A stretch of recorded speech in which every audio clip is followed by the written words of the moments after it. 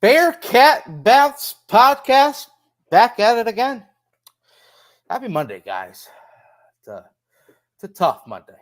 It is a Monday following a tough close to the Crosstown Shootout. It is a Monday following a loss in the Crosstown Shootout. It is a Monday that I've had to live for the past 5 years following a loss in the Crosstown Shootout, but it's a Monday as well where there's a game on Tuesday, a chance to get back in the win column, a chance to continue the push on in what has been a pretty fantastic start to a college basketball season for Westmoreland the Crew. And of course, it's another Monday where the transfer portal is alive and well. The hometown hero says he's coming back for another year. It's also a Monday where there was a lot of big-time NFL Bearcats in the NFL. Hashtag Bearcats in the NFL. Aaron Smith knows what I'm talking about. It's also a Monday where I'm going to welcome my guys, the pals, the boys, the crew. Only the crew. We had back-to-back great guests, but now we got the crew. We're back. Aaron Smith, Chad Brendel, Ryan Royer. Gentlemen, how are we? We're here. We're here. It's good. It's good. Just had dinner with some family, getting home, getting situated, getting the dogs taken care of, and ready to do a podcast. There you go, man. That's all we can do these days, man. Just a good old podcast. Hey, Chad, how was your viewing experience on Saturday? Where did you head to? I was here. Yeah. It was funny. I was being a little vociferous watching the game. And, normally I'm either at the game or like for football games, we're at the Grail. Right. So the puppy has never experienced me watching a game before. Okay. And she was terrified. Like terrified. She was on the couch with Kelsey in the living room shaking. She went upstairs at one point and burrowed herself under the covers of Kelsey's bed. Mm-hmm. And then after the game, Kelsey's in here and we're just joking around and laughing. And the puppy's very, very quietly gauging the sit. Is it all right? Is he going to yell at me? There's very little voice raising going on in this house. So she was not used to it, did not know what to expect. And it freaked her out. It was funny. Yeah, especially this game too. Not one to be the first viewing experience. Just has to be the Crosstown Shootout, one that had some very frustrating moments. So I imagine it's scary time. But she did not enjoy it. Even yesterday, even Sunday, she was like, "Is it all right? Is this testing the waters? Are things okay around here? Am I allowed to walk into Dad's office?" No. It's not until you guys, man. I don't like the game's over. It's over. Yeah, I know. Aaron was still upset yesterday. I know you said you were still mad yesterday. I don't know. Games don't do that to me anymore. It does it to me. Just this one, if I'm being honest. I can get over a tough loss to Houston or Memphis, but it's just this damn one. That's fair. That's where I'm at. Aaron, how are we, sir? Where was your viewing experience in beautiful Athens? Were you able to scare old Brennix? What was going on down there? I had the house pretty empty most of the game. Okay. That was for the best. I missed a holiday party, but it's fine. There'll be other holiday parties. Yeah, holidays are here, so party away, baby. And Mr. Royer, heard the boys in the background, baby. They're pumped for the BVP on a Monday night. Good, man. Nothing like Monday night hockey. The Sabres just ripped a goal, so they're active back there. That was kind of like what my weekend was like. It was chaos. I had Perry Young, Taekwon Statham. They linked up back in Cincinnati. They were staying at my house. Had a bunch of the old crew. Some of the old football guys came over for the SantaCon festivities.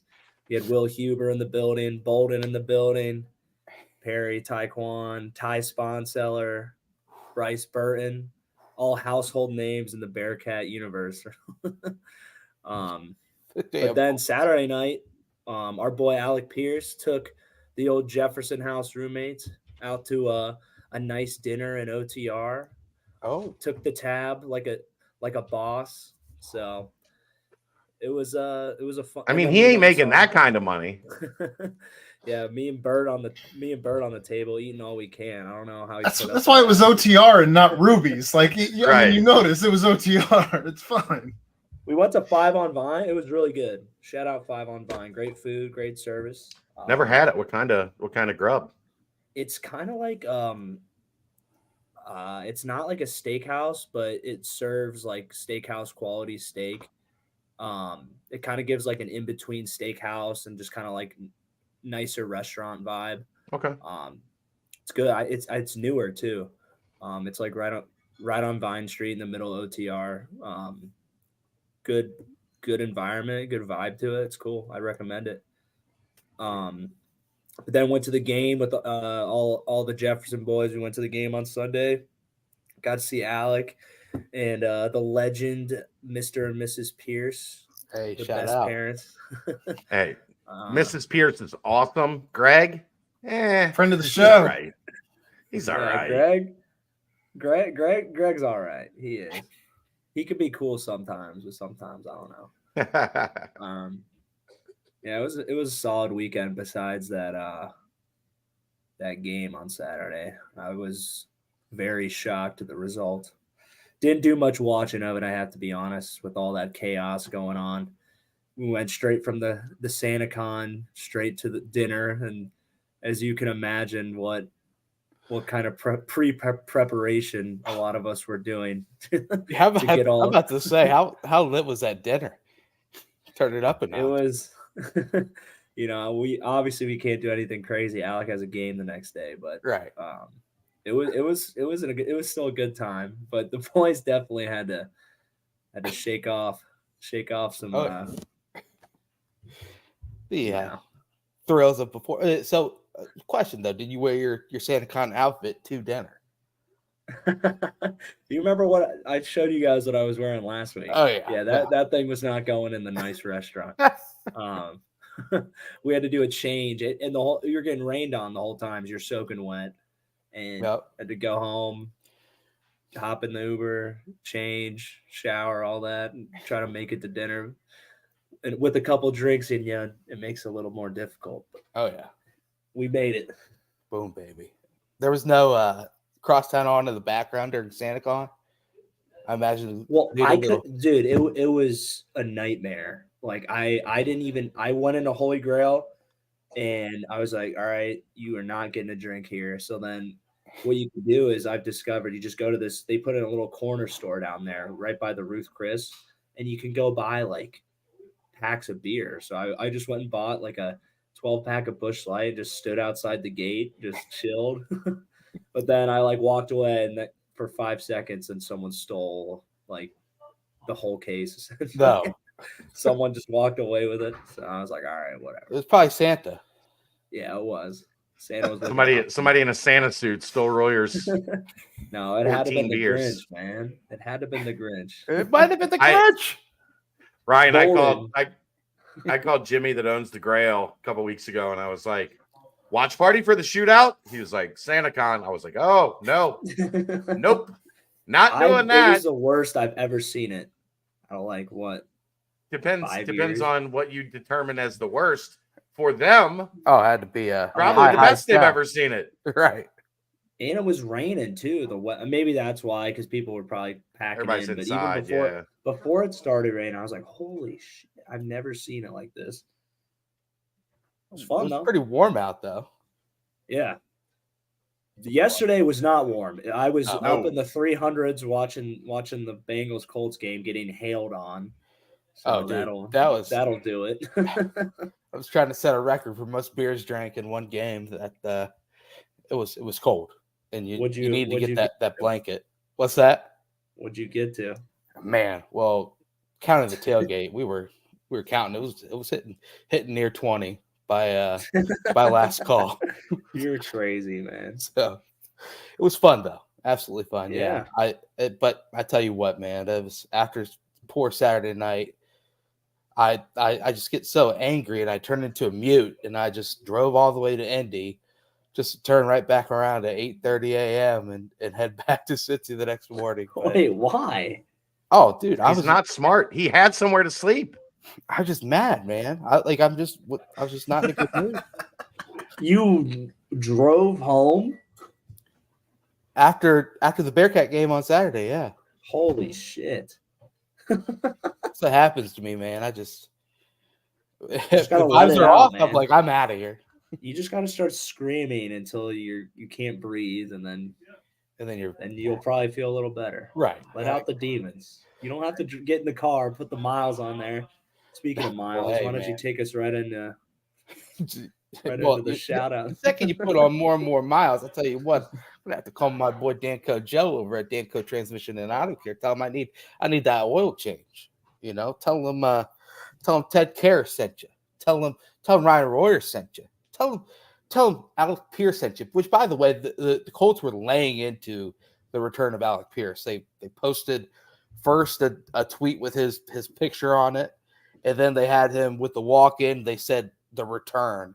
It's like, oh wow, they're really laying all in on this. So, and the boy was looking good in his little pregame dapper outfit. I'll tell you what, but yeah, if you put the miles on, you're gonna need an oil change. You can get $10 off that, or if you need a whole fixing on the car, you get 10% off that. So, shouts to Danco Joe, Danco Transmission Auto Care. Well, enough filler. I wish we could just do filler until we sign off. But without further ado, 84-79 final score. Fifth straight loss in the crosstown shootout. A cold shooting performance, especially in the first half. We did have the Jizzel James game, kind of. Definitely the Jizzel James half. It's just a rough sort of night. It just was one of those where it just felt like, okay, oh, and now Oliveri's going to go off and hit threes. Oh, and now McKnight's going to hit a three to just kind of shut the door completely. It just felt like it was just yet another crosstown shootout. This is how it goes, but I don't know. It's rough to talk about, but let's break it down. 2 days passed. Chad and Aaron, you guys had a little nightcap about it. Breaking down this immediate sad reactions. Royer was at SantaCon, so let's kick it back over to you, Chad. You're the most glaring thing 2 days removed now that you're able to digest what happened on Saturday night.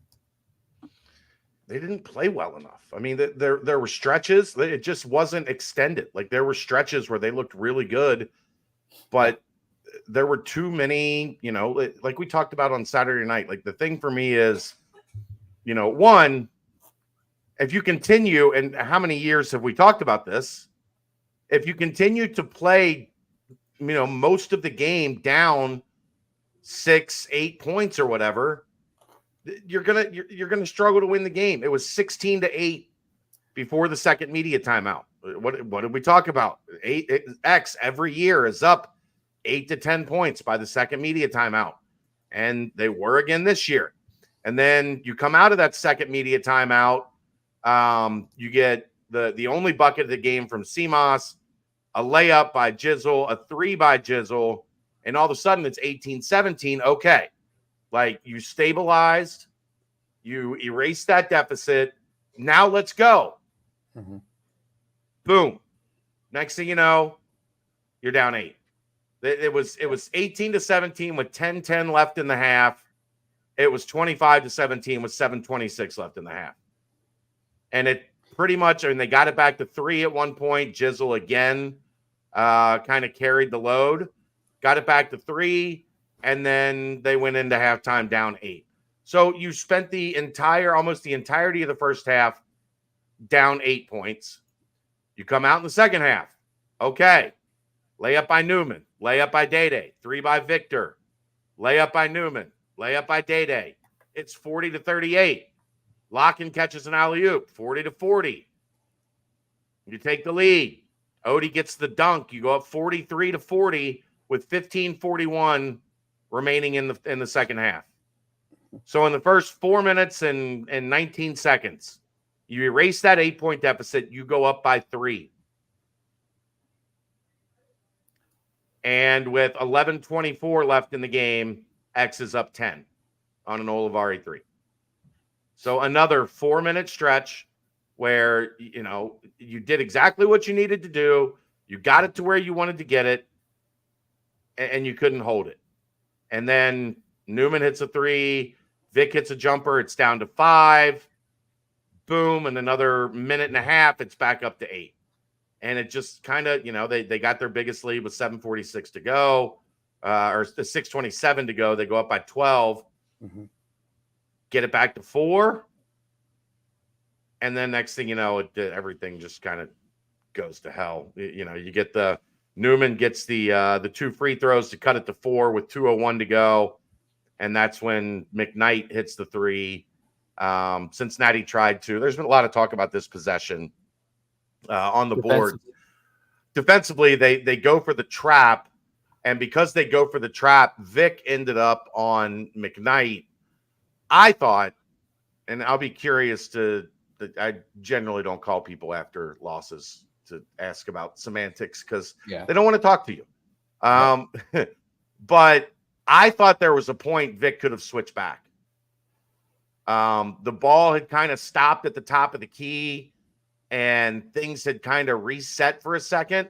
Mm-hmm. And I think it might have been Newman, but there was a chance for them to quickly trade off and get Vic back on a big and Newman on a wing, and they didn't. It was like you got like 2 seconds to recognize something like that, right? And I for whatever reason, it felt like they didn't see it, and then Davion McKnight, who's made 2 threes all year, makes his second of the game, and but this is what happens when you continue to find yourself down 8, 9, 10 points.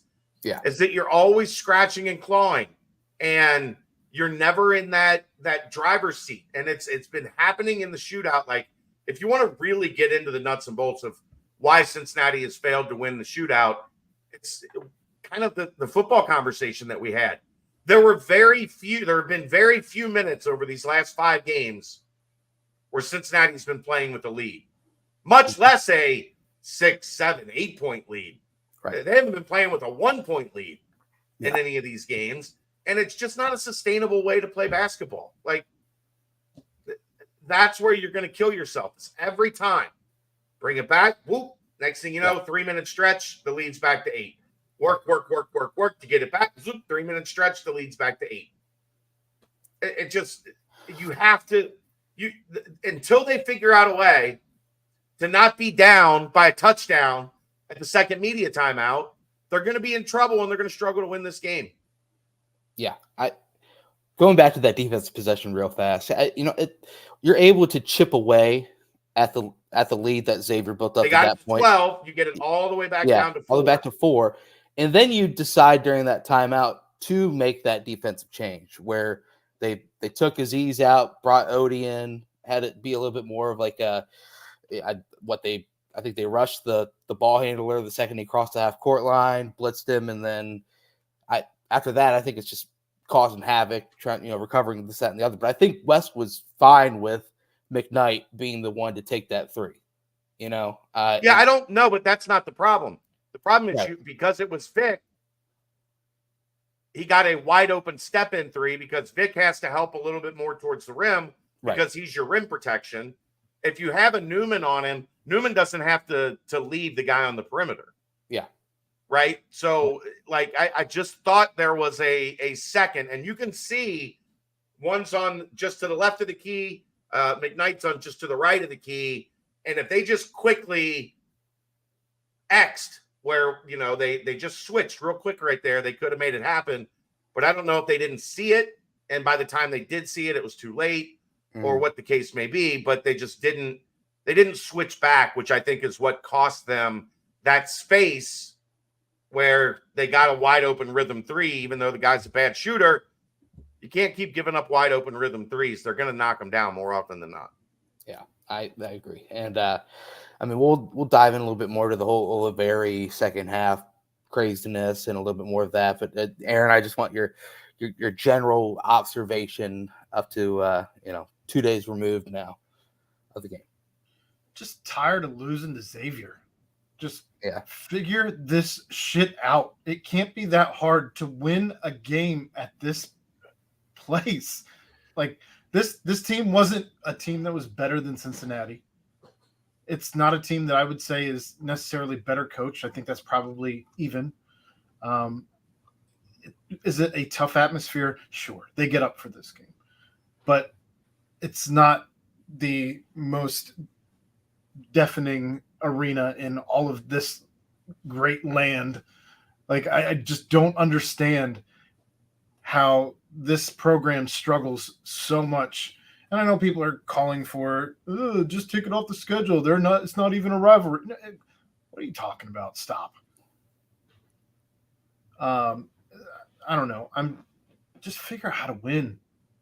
Have it be to where it's a coin flip of a game. And right now I don't have that sentiment that it's a coin flip game. And I don't feel like, for whatever reason, this team is never prepared enough to win at the Cintas Center. Yeah, I mean that's probably one of the frustrating parts is just like Wes mentioned, there hasn't been an undefeated team since 1976, but I think everyone out there would happily trade a win at Cintas and maybe take that loss at Howard. Looking back at it, but still, it's just the whole matter of the fact is that it's a big game. It's something that the local media and local everything puts a lot of high eyesight on, a lot of stress on it. But you listen to Wes in the post game, and I don't think for once he ever took the game lightly. I don't think he ever takes the rivalry lightly. I think he was genuinely frustrated. Hey, Jimmy, the FBI investigated Sean Miller until he has completely scrubbed himself with the FBI, which will be never. You're kidding yourself if I will believe that he's on par with somebody who's stayed clean. Get out of here. There you go. But yeah, it's tough, man. I really don't like losing, especially to them. But like Chad said, it's kind of the same way. What's this? X-Wolfie 9XX? So the players are too up for the game and put too much pressure on themselves. I think the minute that things start to go wrong, I was talking to a basketball friend today who watched the game and said, in the first 6 to 8 minutes, they were taking shots that were not in the normal rhythm of the offense. That tells me guys are pressing. Guys are trying to do too much. They're if it's not a shot you've taken in practice, it's not a shot at that point of the offense, it's not a shot you should take in the games. Yeah. So I do think there is some of that early in the games where they let the atmosphere and the pressure kind of get in their head a little bit. And then that causes bad shots or shots that aren't super high percentage, or one of the other things that always happens too, if you're taking shots out of the rhythm of your offense, then you don't generally have your offensive rebounding in place. Guys aren't expecting a shot to go up because it's not a place you generally see a shot in the offense. So then guys aren't ready to anticipate that shot. So I do think there's some of that where once things start to go even a little bit wrong and you get down 4 or you get down 6, or the realization that these guys are playing their ass off, we have to ramp up to their intensity level, or we have to match their intensity level. Right. I think that's part of it. I also think the other thing that I think the worst thing that happened was they lost to Delaware. That was a wounded animal. They were aggressive from the opening tip. And I wonder if that's how they are, if they don't lose that Delaware game, because Sean Miller had their full undivided attention in the 4 days leading up to the game, and they played like it. They played like a team that was desperate, and that can make a difference.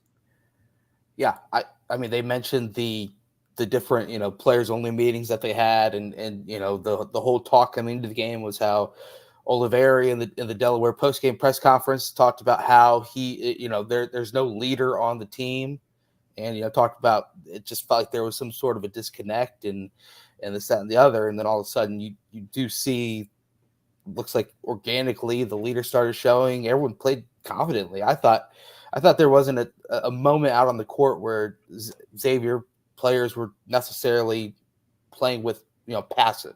They always seemed to be pretty aggressive. They might not have been the most talented, and some of their shots were a little off. Obviously, some turnovers were a little puzzling on their part, but they looked like this was, from the little bit that I've seen them play, the most connected and the most locked in and the most, best they've played so far this year. So it's a situation where you got to tip your cap that way as well. We mentioned Davion McKnight. He came into the game 2 of 13 on the year from 3, knocked in 2 of 4. But probably had his best game as a Xavier Musketeer, and here we are. It happened on the biggest stage. If some of the Oliveri threes don't fall, if some of the Cincinnati threes fall, then it could be a flip side, and you're saying, "Wow, Jizzel James that's the future." And he just had a statement game in his freshman year and a big win on the road, but that's just not how it really dwindled down. I actually was pretty. I'm a sicko, so I went back and watched the game, and 1 of 13 shooting from 3 in the first half. And some of those were highly contested, puzzling shots, but for the most part, they were pretty open. I mean, a lot of it, like I said, Brent, was in that first 6-7 minutes, they just weren't taking good shots. Right. Yeah. And like one was like CJ had poor CJ Frederick, man. He had a couple of rough shots, but still, he had 2 looks that were pretty wide open that. Yeah, he took 2 bad ones. He took 2 good ones. CJ to knock down. And then I mean, one of the biggest ones was that wide open 3 in the corner right at halftime. If CMOS knocks that down, it's only a 5-point game. And you're looking at it like, wow, we really played pretty bad. And yet we're only down 5. And then maybe you get up 6 or 7 when you start the second half, and the flow of the second half goes differently. Yeah. Yeah. And that's the thing in the second half too. They were aggressive, downhill aggression. Right. So even what we were talking about, they needed to do in the first half. Yeah, the Vic 3 was in the motion of the offense. It was step in, knockdown. It was a good look, this, that, and the other, and then all of a sudden they get up that 43-41 at one point. I think Xavier hit a free throw, or maybe it was 43-42, and then back-to-back ill-advised 3-point shots. Dan Skillings and Vic Locken on back-to-back possessions early in the shot clock. That was the main thing I started to see in the second half, was some tough decisions made early in the shot clock in the second half down the stretch. I think Day had a couple of turnovers that happened, before even 25 seconds left on the shot clock. It seemed like, they mentioned they're going to play faster now that they have Aziz. At certain moments, though, I don't think you really have to go that helter-skelter. If you're seeing that you can, in the pace of a 30-second shot clock, you have the ability to break down the Xavier defense in the half court, get downhill, and find buckets at the rim. I think at times they played a little sped up in the second half. That might, tie into the fact that it is the first really ruckus, road game. The first time that this team has really faced adversity. Yes, the Howard game is what it was, but they're facing adversity on a different level in this one. So, you got to take a step back and say, hey, you know what, it is a learning experience, because the Big 12 is right around the corner, and even this Saturday is now takes on a whole new level of importance. But it's hard not to look at the team and see the talent that is currently assembled on it. And here's another thing we're not talking about. UC's up 45-44. They get a block. Jizzel blocks Davion McKnight. The ball goes out of bounds. They get a 3 from Oliveri. Mm-hmm. And then shortly after that, Dan blocks Desmond Claude, and it goes right to Usman, and he makes a layup. Yep. And then Dan misses a wild driving layup, and then Olivari hits a three. So it was right at that point where, like, some of that is just the ball not bouncing your way. Like, Right. Xavier gets 5 points off 2 block shots. Yeah. But when that happens, momentum flips, and then Olivari looked like he was throwing it in the ocean for 5 minutes. And we talked a little bit, and I kind of went back and looked at it. We talked a little bit about should they have had Newman on Olivari more. I mean, 2 of those one of them was in transition. Yeah. One of them was just CJ Frederick got hung up on a screen and was a second late. Like, that could have happened, if Newman was guarding him. Was that the and no, there was another one that was like that was more of a pin down than than anything. And then I still don't think CJ touched him. I think he maybe grazed his hip, but Olivari kicked his feet out and sold it and got the call. But either way, you're muted, Aaron. Yeah, it was a terrible call. But you can't put yourself in that position trailing a guy that's hot. At that point, he's hot. Yeah. Like, if he beats you around the screen, you just got to get the hell away from him. Right. But another one, Dan was kind of sagging off a little bit on Olivari. It looks like he might have like slipped or something, and that was one that Olivari had a lot of separation on it. But it's not like it was just CJ guarding Quincy. It looked like it was CMOS, Dan, and CJ, and it was just kind of. Well, and then what did they do? They did switch Newman, which is why everybody looks back and says, well, they should have had Newman on him, because then they put Newman on him and he didn't really do anything the rest of the game. Yep. Which is why Wes said, I wish I had 2 John Newmans I could throw out there. Right, because they basically have 2 guys, that you have to really pay attention to. And they took Desmond Claude. Like, Desmond Claude didn't really have any major impact in the game. No, not at all. Let's talk a little bit about Jizzel.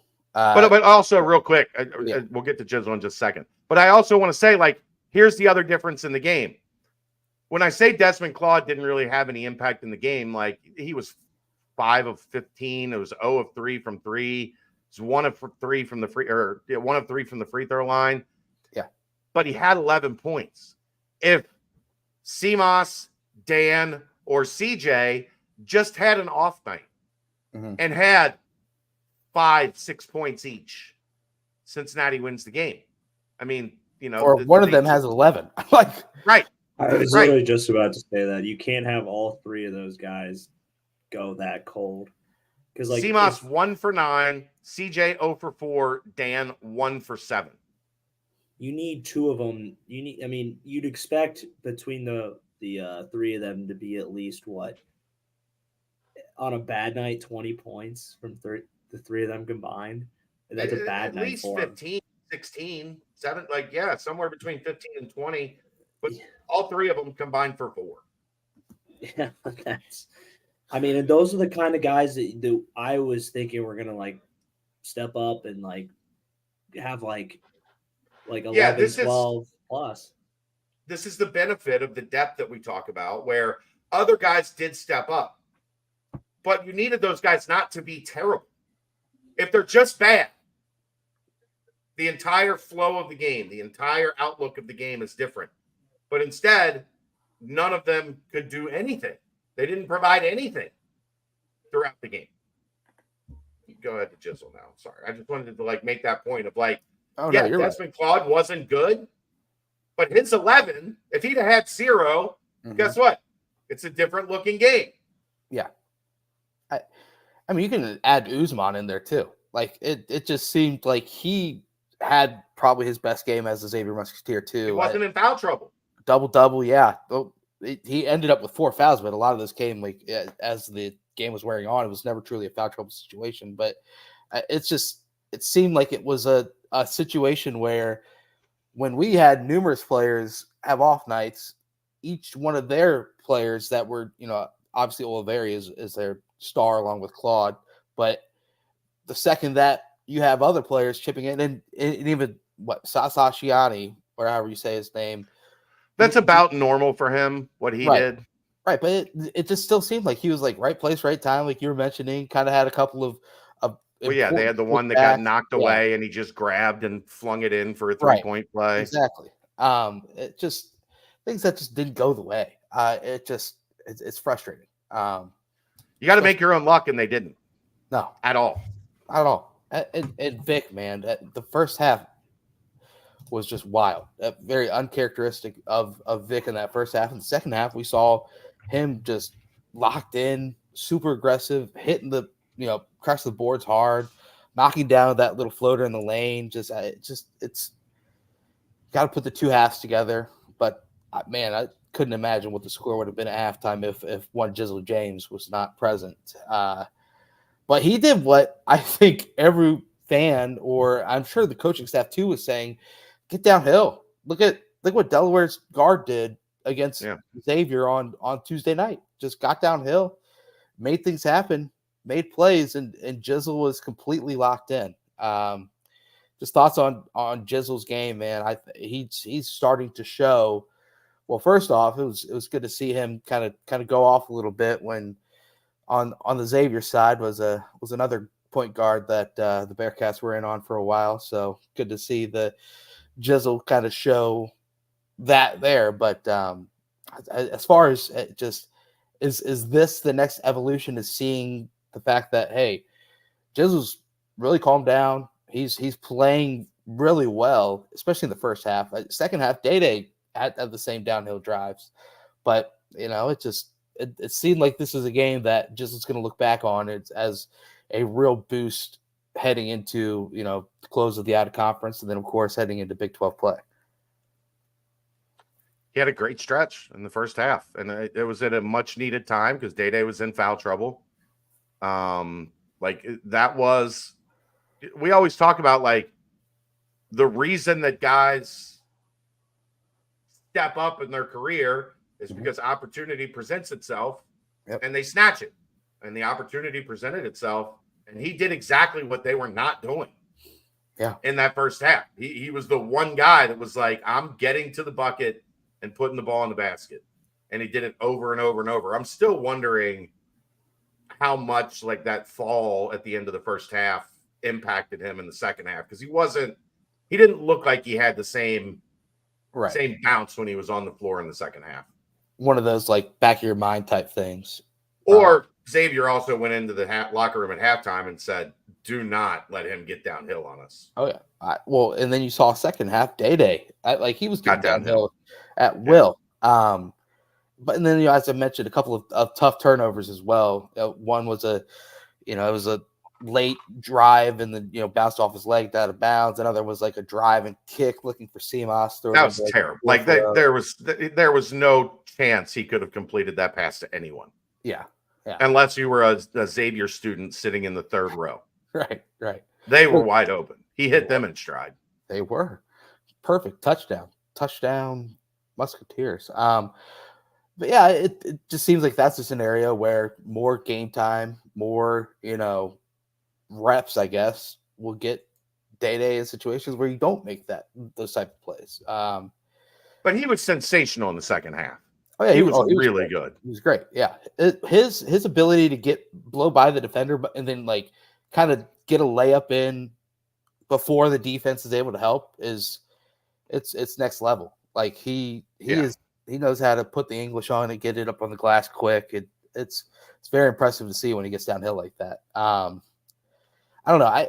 What are you guys' thoughts on? It seemed like they shot a lot more mid-range jumpers in this game, where Jizzel hit a couple, Day hit one or two maybe, but it seemed like it's a shot that they haven't really been settling on. Jizzel a little bit more than others, but it seemed like maybe it's just a game scenario where the defense is kind of giving them those and they give the open looks. But my least favorite shot is that one or two steps inside the 3-point line, and that's kind of some of the shots that Cincinnati took throughout the game. But who knows? Maybe that was just what X is giving them, and they had to take it from there.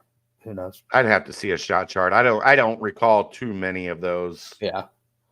long twos. Oh, it's not like our boy Troy Copain. That was it seemed like that was He his loved favorite long. shot for a while. David DeJulius loved long twos. Oh yeah, oh yeah, loved them. But yeah, it just was Maybe that's where my brain is, Brent. I've seen Yeah. so many. I've seen this team take a lot of long twos. I did not Right. see a lot of long twos Saturday. Aaron Jizzel, thoughts, man. He's looked like buy stock now. Future is now.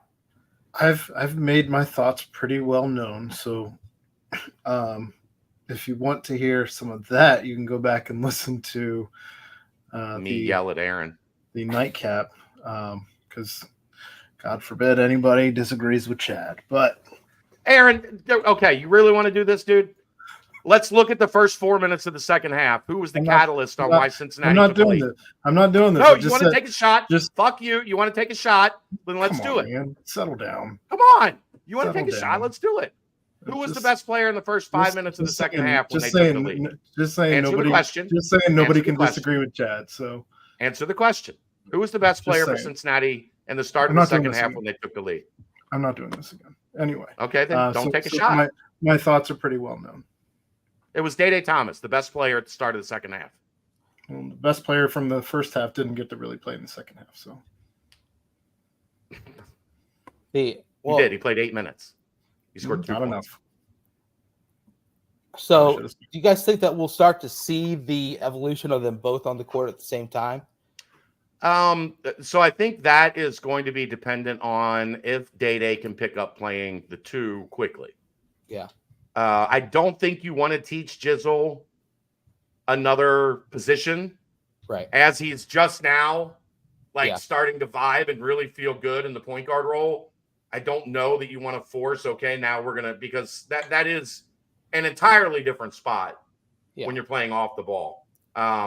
If that is something Day looks good at, looks comfortable with in practice, then yeah, I think you give it a look. Like, you're going to lose some shooting, but guess what?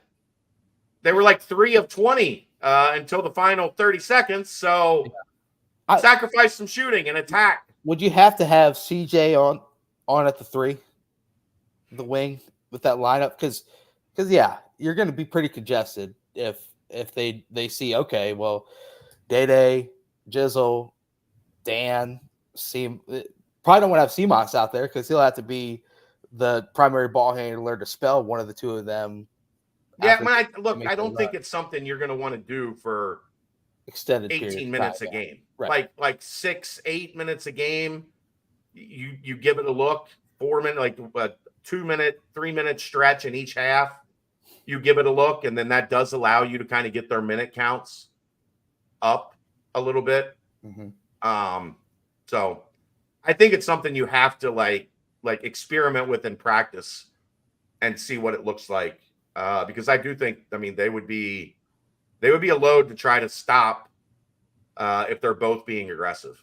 So one more thought, which is starting to become something that needs to be talked about a little bit more, I think, is the fact that when you add Aziz, the fact that he has been an alien in practice during the offseason, being able to finish a lot of lobs around the rim, this, that, and the other, but being able to get that to translate in games and that cohesion and that, innate response to say, okay, I'm going to throw a lob now. Aziz, a lob is coming. Because it seemed like a couple of times, Aziz wasn't sure if, I remember one particular, CJ kind of threw up a lob to Aziz. I think Aziz was thinking he was going to throw up a floater. A couple of other times, it just was like they're looking for the all lob. comes with familiarity and repetition of right. Aziz understanding what guy is, who has got the ball and, what guys are likely to make that play.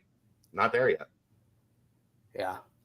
Because I think everyone knows what Aziz can do. So they want that lob. I would be the same way. I'd be throwing up one arm, just F it, Aziz down there somewhere type plays. But it seemed like it's kind of that early stretch because obviously, Wes mentioned the 2 super secret scrimmages. He wasn't available in either. So probably just that repetition, getting that, knowing that little sixth sense, if you will. But who knows, man? The second that they're able to put that together, I'll love to see some of those flushes because he had a big one in this game.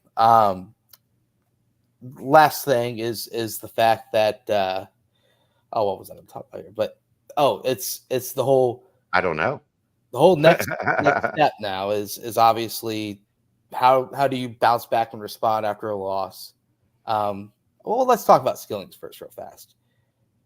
Oof, do we have to? Yeah, man. I don't want to. Is that another scenario where you think you would think at this point he'd be able to pick up the whole quote unquote basketball side of things? You still see the flash. The moment was too big for him. Yeah. Yeah, I mean that's one of the things he's got to learn to do is control the upper register of his emotions, because when it gets heated like that, so far in his career, he has not been able to control his blood pressure. Yeah. His heart rate is not matched what it is in the games that he plays well. Yeah.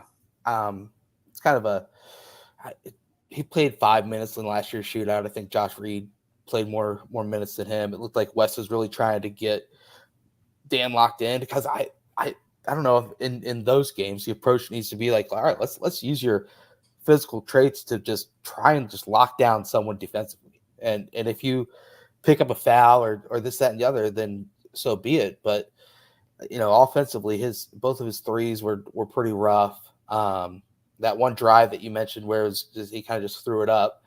It'll be right. It'll be something that comes, but man, you're not Dr. J, bro.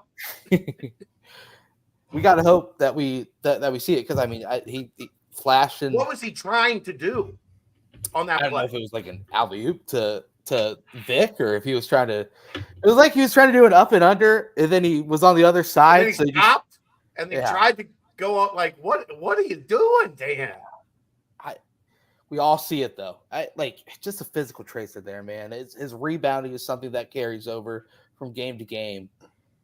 Once everything catches up, it'll be a good sight to see. Then you just listen to what Wes said in the post game presser. It's just like he loves this team. I mean, obviously he's going to say that. He's not going to be like, I hate this team. We just lost, but I think he genuinely thinks that, and thinks that this is a team that has the potential to be really good. One that might not be completely built all the way as we continue the ongoing Free Millie campaign, and those steps are continuing to happen. And I'm not anyone that will pretend to know political jargon very well. So if Chad, you or Aaron want to kind of update the listeners to what is going on with Yost and the AGs and this, that, and the other, and there's a hearing in federal court for a temporary restraining order Wednesday morning. If that restraining order is granted, the NCAA cannot enforce making players sit out for waiver purposes, and the players would all be immediately eligible under the temporary restraining order. Yeah. Cool. So I tell you that's not political jargon. That's legal jargon. Legal jargon. Those are different things. Well, I'll throw in political jargon too, because that's also over my head. I'm just I'm sports and pop culture. That's about that's my go-tos. But I mean, Aaron, if you added Jamil to what's already been a pretty strong front court, I mean, I know the Odie plus minuses in the game were rough, but if you have Odie on the court for that one little wraparound dunk, get you hyped up, and then you're able to kind of get him out and throw in Jamil for a couple of a handful of minutes, that just adds to the toolbox that West currently has. Well, I think one of the problems that haunted me while I was watching the Bigs play is the lack of aggression, especially once both of them ended up with 3 fouls, but from both Locken and from Aziz, that we just, I mean, there were floaters coming through down the lane where Locken isn't even putting an arm up. If you add another big into the rotation, and now you don't have to be so conservative, now you're making moves towards these guys and altering shots and able to play more freely with 5 additional fouls, essentially. I mean, obviously nobody wants to foul out, so you're not trying to play for that fifth foul. But at the same time, you're also not concerned with, well, shit, if I foul out, what are we down to now? Yeah, I mean, the addition would be huge, and we'll see what happens on Wednesday. It'll obviously be a story that develops and continues to track. So we'll see. But we can't go any further without giving shouts to John Newman. Man, he played like He a was warrior awesome out there. That was Wes said probably one of his better games as a Bearcat, if not his best. Man, Newman, gotta love it, man. He's my surprise up to this point. There's no doubt about that. Obviously Wes praised him, but he's going above and beyond, and he looks very, very, very strong out there, and going to continue to be good. Oliveri is the highest rated offensive rating over the past 2 weeks. So that's a buzzsaw that the Bearcats ran into on Saturday night. And whenever you see someone get hot like that, it's that, as Chad, you were mentioning, it just amps up the urgency to not make mistakes yourself. And when you're in that situation for the first time and you need to be kind of perfect down the stretch, once one thing goes awry, then that's when the loss happens. And sadly, that is what happened. Anything more on this game? I hate it. I mean, look, give them credit. They continued to put themselves in position to win the game, but Xavier made the plays to stretch it back out every time. Yep. Like that's what the team that wins generally does, is they withstand that late charge from the other team. Cincinnati got it from 12-4 and could never get it closer than 4 because X had guys that made the plays necessary to win the game. Yeah, I agree. 7 undefeated teams picked up their first loss this past week. It's happening. And then you look at the Big 12. They've got, in the most recent AP poll, they got 3 Big 12 teams in the top 6, 4 in the top 11, 6 in the top 19. Dayton receiving a vote in the AP poll. Cincinnati still receiving votes in the coaches poll. So the question becomes now, how are you going to be able to react bouncing back after a tough loss like this? Bryant comes into town on Tuesday night, tomorrow night. Bryant, a team that we've all become pretty used to after playing them numerous times over the past handful of years. They just lost to Stony Brook, but they do have a big win on the road at Florida Atlantic, 61-52. Florida Atlantic, obviously the Final Four darling from a year ago. What do you want to see most tomorrow? Just to show you, hey, this team is good. They're super aggressive. They are a team that fought and scrapped and clawed their way to try and win that game on Saturday. What do you want to see on tomorrow night to kind of validate that, hey, everything's going to be all right? Season's going to keep on churning. The return of Dan Skillings, the return of CJ Frederick. I'd like to see Aziz in double digits. Okay. Throw just avoid the crosstown hangover. Yeah. Because we have seen it many times over the years where they usually win the game, but you play a bye game a couple days after the shootout and guys are still hurting, still emotionally, like they haven't turned the corner from not getting it done in that game. Bryant is not good, but they've shown the ability to jump up and get somebody, like you mentioned, with their win over FAU. So you're going to have to come out and guess what? Be up by 10 at the second media timeout. How about that? Come out and early take control of the game. Don't let it be one that's a 6-point game at halftime when it should be 16.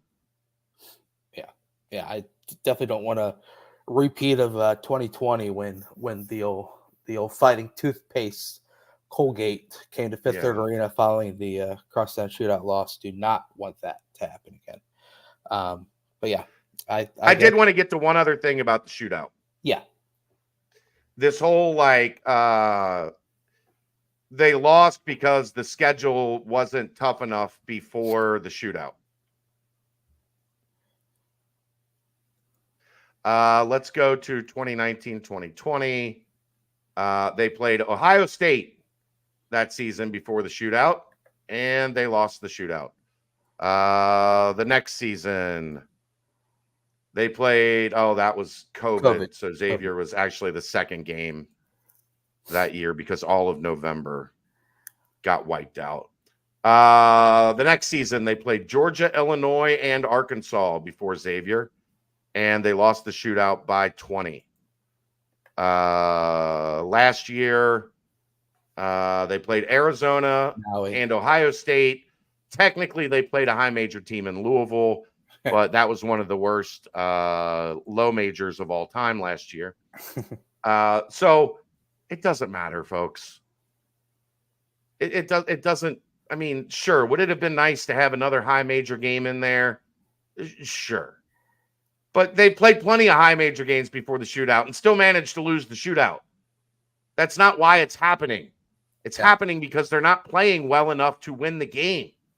They're down by 8 to 10 or more at the second media timeout every damn time. Like, that has nothing to do with who they played before the game. Yeah. Go play better than Xavier and you'll win the game. They have not done that in a long time. Right. I think the main thing is also this game could be played the very first game of the year, and it's probably going to have the same sort of, build up and attention to detail. It could be played all the way in December. It could be, in February. But I think it's kind of like a slates wiped clean before the game type scenario. Sure, I probably would have loved to have Xavier beat Delaware by 10 and come in kind of feeling like a little false sense of credit to themselves, but still I gotta win this game. I think Les knows it. I think he's excited to take on the challenge next year, but he also knows this year he's got a damn good team. He's got a damn tough schedule coming up, so he's got to continue to win each game one by one. Royer, what are you most looking forward to in the B-ball team tomorrow night against the Bryant Bulldogs? I'm looking forward to the guys that we were mentioning earlier, Dan, CMOS, and CJ, kind of stepping up and kind of getting back, because we need them in rhythm for this team. Because when they're in rhythm, it, like you said, the depth is kind of unmatchable. And I don't want them to kind of be down on themselves or kind of shit in the bed versus X. So I'm really looking forward to them stepping up and getting back on track, because it's very critical for this team's success. There we go. All right, let's stamp this. Let's get out of this talk. Joshua, I agree. Worse than the loss. Let's get on. Let's move on. All right, that's a timestamp brought to you by Quick Paper Supply.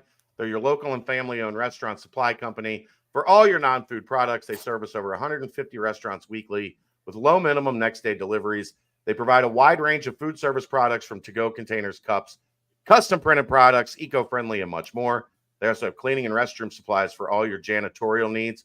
Call Nick at 513-470-2029 and reference Bearcats for 20% off your first month of purchases. And when you talk to him, ask Nick if he thinks that when your point guards score 35 points, if they're the problem, and he'll probably tell you no. Oh. Is there a problem? No, the argument of which one to start the second half. They have 35 points from the point guard. Point guard wasn't the problem. Pretty good point guards, yeah. 2 of 20.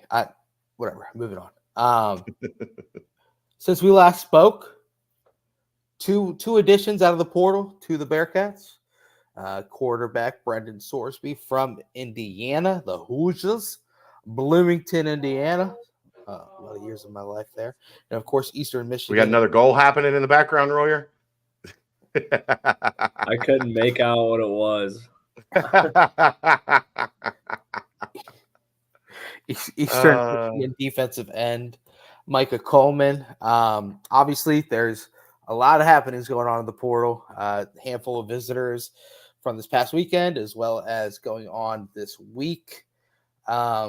Chad, what is your pulse of things going on in the portal? Obviously, it's kind of the vetting process, the identification process, and recruiting, and hopefully landing process as well.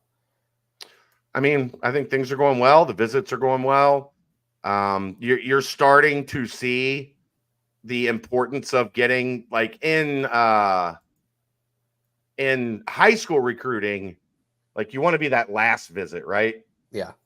Like you want to play the process out and be that last visit, and you feel like that's gonna, push you over the hump. In the portal, you kind of want to be first, because I think, a lot of these guys just want to get it over with. Like they want to be done with it. They want to get in the portal, find their next destination, get enrolled, and get ready for the semesters to be able to enjoy their Christmas and be able to get ready for the semester to start after the new year. So you're in critical times right now to get these guys on campus, make your sales pitch. But look, two of the most pressing needs: quarterback, rush lineman, type edge guys. And you go out and you get your quarterback, you get a rush edge guy.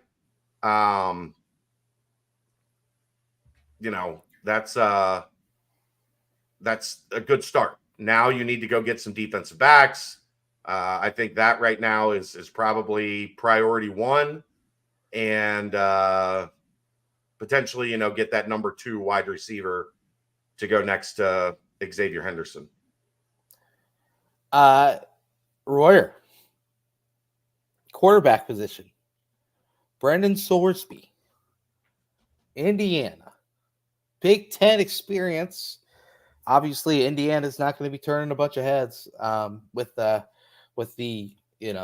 crazy amount of winning success they have. But how important do you think it is to identify the quarterback that you want out of the portal, be able to set up a meeting, and be able to bring in, get him locked down this early in the process?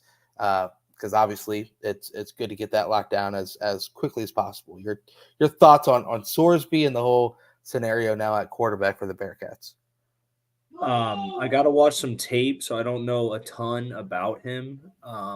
But from what I've gathered from Chad, kind of describing how we wanted to get him in and get him locked down immediately, that means other teams were kind of clamoring for him too. So it's a good sign when you got a guy who's wanted. But I don't know if I said this live on the show last week or it was post show, but just how the college football is turning into NFL, where it's like a quarterback driven like style now. If you get your quarterback, I mean, that guy can carry you. He can carry you to a lot of games that are going to be coin flips. And we like using that button word, that coin flip, because that's what it's going to be in the Big 12 moving forward. And you saw that this past year where there's just, damn, if we had that one throw, or if we had that couple different throws or deep ball or just overall kind of command and response within the offense that we kind of missed with Emory. We'd probably be getting ready for another game this year. So, but on the other side, you never really know what you got in college football, because it's so, like we said, learning a new offense in college football is when you're taking classes, getting used to a whole new life, a new campus, a new place you're living, just everything changes. It's not easy. So we don't really know what we're going to get out of Brendan until we see him play, kind of like with Emory, because you saw that impact it had on Emory, like transferring 3 different schools, and how kind of like set him back. Not saying that's going to happen with Brendan, but we just gotta, we don't really know what we're going to get until the helmets roll out there week 1. But it's good to see that we got a guy that was wanted by a lot of people. So hopefully you can deliver on that. Let's take a quick look. Obviously there in the chat, Jeffrey Inman. We see you, Jeffrey Inman. We see you wanting us to break down that little 3-week stretch that old Brendan Sorsby had. First at Penn State, really good defense at Penn State. A couple of these were some busted coverages, I believe, that kind of led to some deep touchdowns, but still 13 of 19 for 269 yards, 3 touchdowns, 1 interception in that game. And then he followed that up with a home win against Luke Fickell and the Wisconsin Badgers. Went 19 of 31, buck 86 had a touchdown, added another touchdown rushing. And then at Illinois was probably his best game of his career up to this point. 22 of 33, 289 yards, 3 touchdowns, 1 interception, added 53 yards on the ground, and another 2 touchdowns on the ground. I mean, that's hard to look at that and say, okay, I don't know what to expect coming out of old Sorsby here coming to town. But it seems like when he runs the football, he's probably not the fastest guy out there, but his ability to break tackles, I think, is something that really draws my attention. It seemed like kind of as a whole, this team had little trouble breaking tackles in the open field. And Sorsby looks like a guy that's not easy to bring down. So I like that a lot. And you also look back a couple of these IU games. I was watching IU Purdue a lot, and Sorsby put the ball in the money on numerous occasions, and it was just simply dropped by Indiana receivers that he was targeting.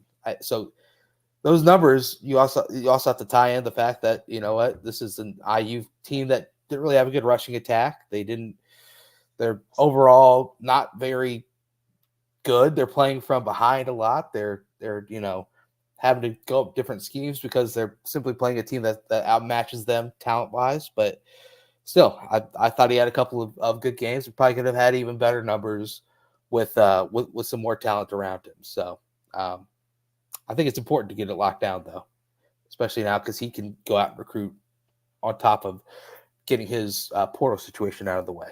So I thought Sorsby was a good addition. Yeah, you want to get your quarterback done quick.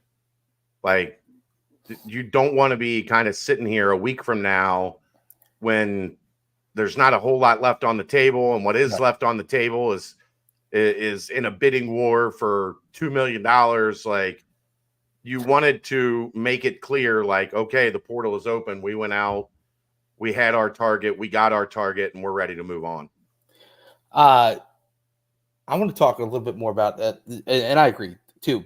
And the fact of the case being that, you know, this is a multi-year transfer as well. It's not like he's just going to come in and he's just got one more year to just have a swan song type finish the career. It's more of a guy that shows the tools to have potential, and then you've got him for numerous seasons, and you got a chance to kind of see how he ties into what you want to do. And I think it's going to only pay positive dividends.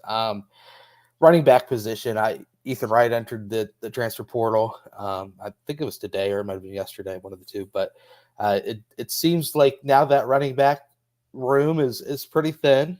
How hard do you guys think it is to recruit out of the portal at the running back position when you see a 1,000-yard rusher sitting there at the top of the depth chart?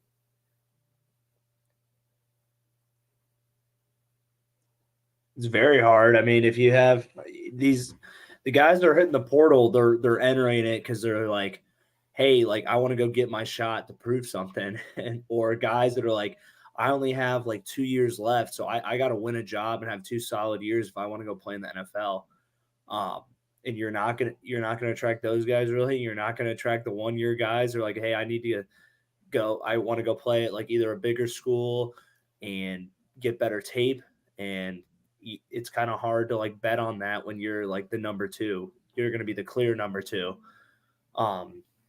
Even if you ball out and you're like a the good news is number 2 here is still going to get a lot of opportunities.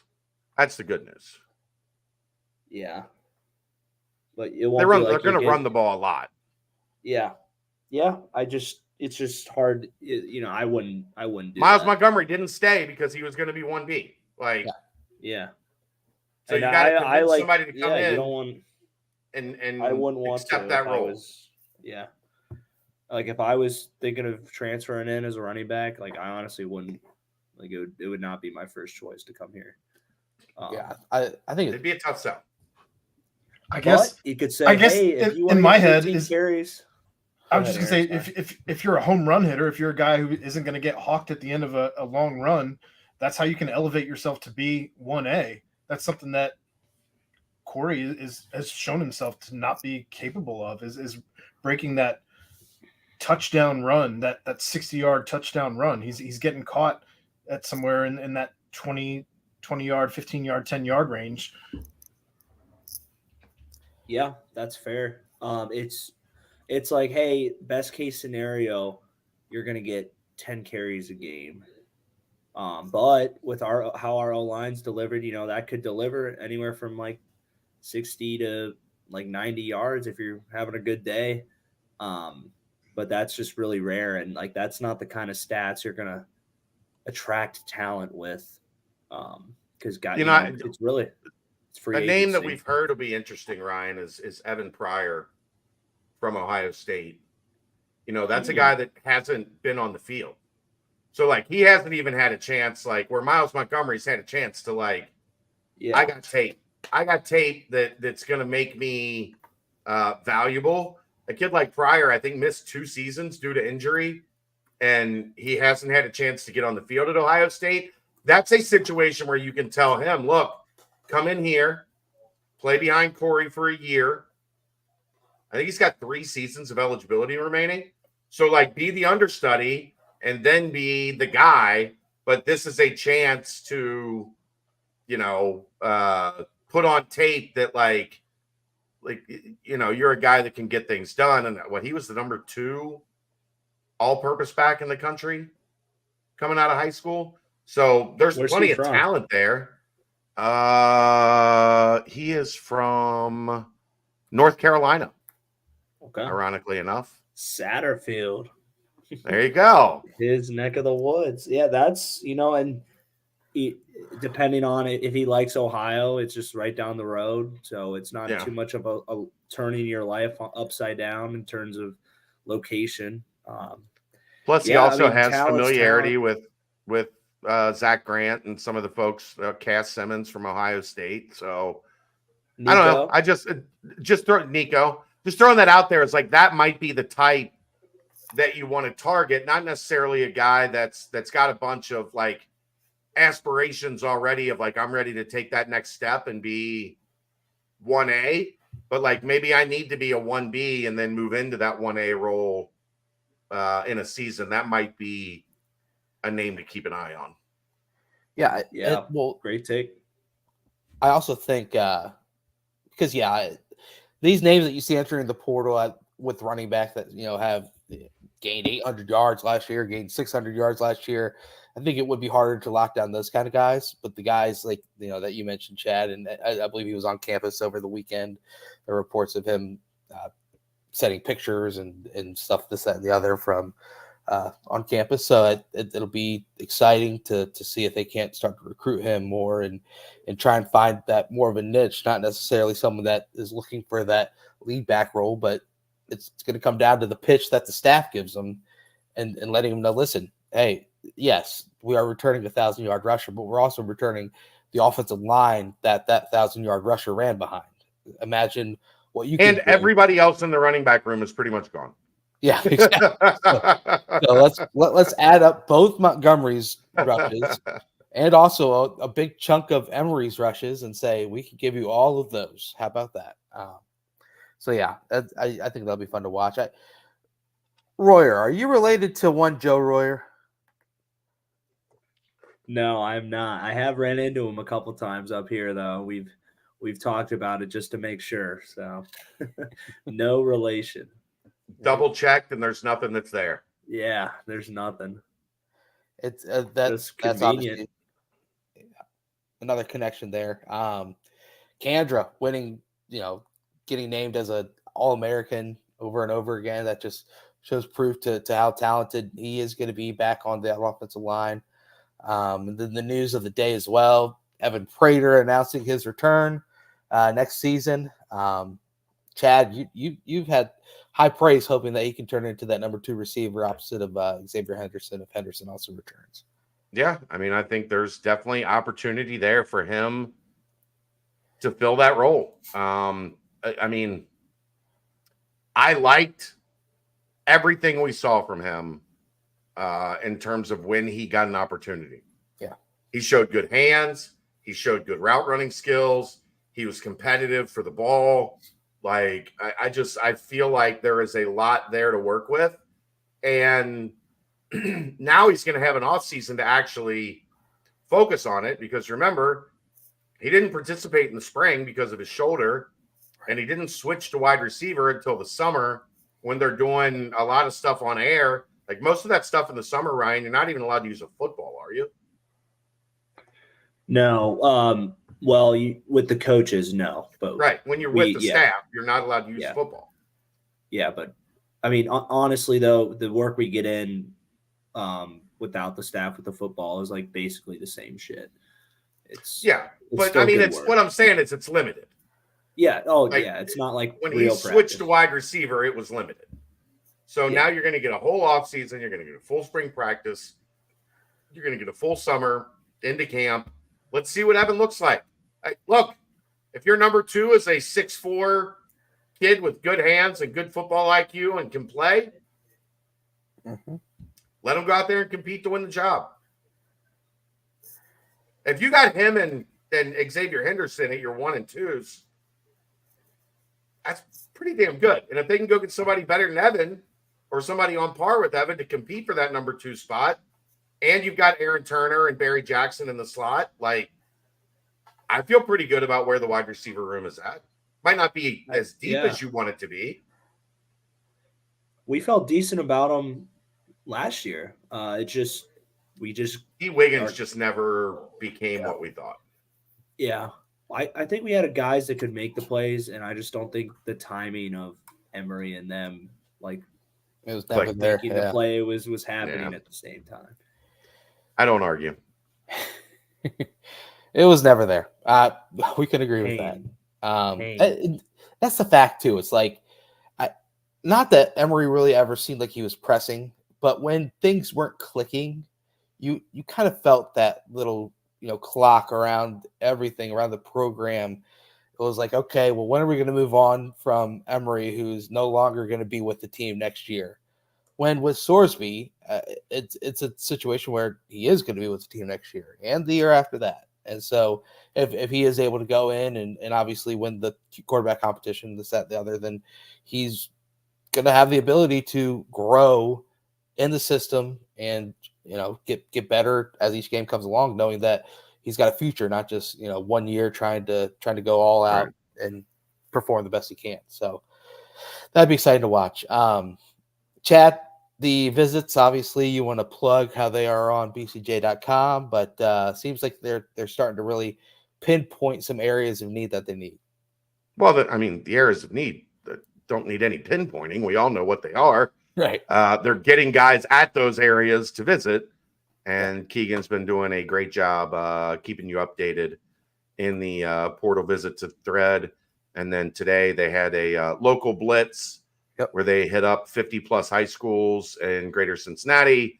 The staff was out just kind of doing their check-ins, and an interesting time to do it because coaches really aren't on the road doing high school stuff right now. They're all working on portal and portal visits, and or get ready for a bowl game.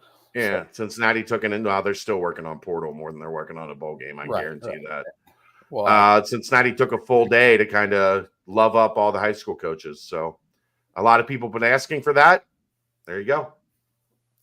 There you go. Well, you guys want to anything more on football or anything of that sort? I mean, we can get a quick mention of Bearcats in the NFL. I tell you what, Des Ritter leading an almost game-winning touchdown drive, had what could have been a game-winning touchdown drive right before. Ivan Pace potentially could be defensive rookie of the year. He's been trending in that direction. He's been dominating. Alex Pierce, obviously, we mentioned. Aaron, did you see anything more kind of Bearcats in the NFL from yesterday? Jerome Ford continues to do his thing up in Cleveland. They're sitting in a nice position right now, better than the Bengals. How about those Bengals though? Whew. Well, there's no Bearcats on that team, so that's not for this space. Yeah, true. We can move that talk to tomorrow night, right? We can't. But yeah, well, let's go ahead and timestamp this and roll into the mailbag. All right, Quick Paper Supply, your local and family-owned restaurant supply company for all your non-food products. They provide mostly disposable restaurant supplies, so products like to-go containers, cups, pizza boxes, to-go bags, can liners, napkins, etc. They've been open since 2009 and are one of the largest minority-owned companies in the city. Call Nick, 513-470-2029, and reference Bearcats for 20% off your first month of purchases. All right. And is Home Field sponsoring the mailbag still, or? Yeah, we can do a home field read here. They're a little bit different situation heading into December now that we're out of football season. But as always, make sure you are supporting our friends at Home Field Apparel. I would get those orders in quick if you want it here by Christmas. I got Kelsey. She's upstairs. I don't know. She's a big Nebraska volleyball fan. The number one team in the country. So got her a little volleyball day in Nebraska shirt. Yeah. Commemorating their 90,000 attendance at a volleyball game. Got myself a Marshall Thundering Herd hoodie for my alma mater. Alma mater, baby. And of course, I'm rocking the Cats tonight. So BCJ23 is the code. Homefieldapparel.com. They've got a ton of awesome Cincinnati stuff for you, you Bearcat fans. Boom, and baby. if you've got fans of anybody, pretty much anybody else, even that gross team across town, you can get all the products there. We don't mention that. Only NKU. Royer. I'm talking about NKU. Only Royer rocks those colors, boy. I thought you were going to say they got, what is it, St. Joe's gear. What colors? Mount I St. didn't hear what you Joe's. Them muskies. You think I'm rocking them? No, I'm Hell no, man. Get out of here. God, I hate it. Apparently, Kelsey's listening from upstairs. She said 92,003 people to be exact. And they beat in attendance. Omaha in that game. Just to remind everyone that hey, it was a spectacular event, and then they dominated Omaha in the. Well, they're undefeated going into the Elite Eight. Pretty good. Time. That's big time. Pretty good. She knows everybody. She knows all the position players. She knows the subs. Like she's ate up about Nebraska volleyball. What's the name of the one that There's a different colored jersey? The libero. That's what The Kelsey libero. Yeah. how many women are on the floor at the same time? That's 6. yeah. That's not a ton of memorizing. That's Oh, 6 but people. then all Well, I the mean, ones on the there's bench. 8 others on the bench. All right. I didn't know. That's why I asked the question. I didn't know there were 14. There's like 13, 14 players on the ball. It's about the same size as the basketball roster. Man, don't tell me you don't know bump set spike without telling me you don't know bump set spike, baby. Come on, let's go. Unreal. I don't know why you slipped into that rhetoric, but you do you, Brent. Oh, she also corrected me and said they did lose one game the second time they played Wisconsin. Oh, I thought they were undefeated. damn. They said they were undefeated in the chat as well. Starting off the football portion of the mailbag, not a whole lot of questions in the football portion as it is the off season, but here we go. 2024 schedule question. Do we know when dates will be released, especially for the Colorado game? Some of us might just want to start planning that as soon as practical. No. I don't know. All right. Summer sometime. I mean, those things usually, I mean, maybe spring, late spring, something like that. I don't know. Okay. Get to see old Shaman Mateer out there. Yeah, he committed yesterday, I believe. Mm-hmm. Coach Shimon to Prime. Colorado Case and Pfeiffer to Wisconsin, and Justin Watley to Arizona State. How about your boy last week getting 2 block punts? Mace. Say again? Oh, I know. Oh, you would love this. So actually, I forgot to say, Mason pulled up to the dinner with Alec and said hi. Oh, really? All-time move by him. Yeah, it was great of him. Was it like this? Hi. He was locked in. He was Good chatting us up a little bit, but yeah, he was locked in though. I've missed you guys. But after the game, I've gotten 4 more college degrees since we last saw each other.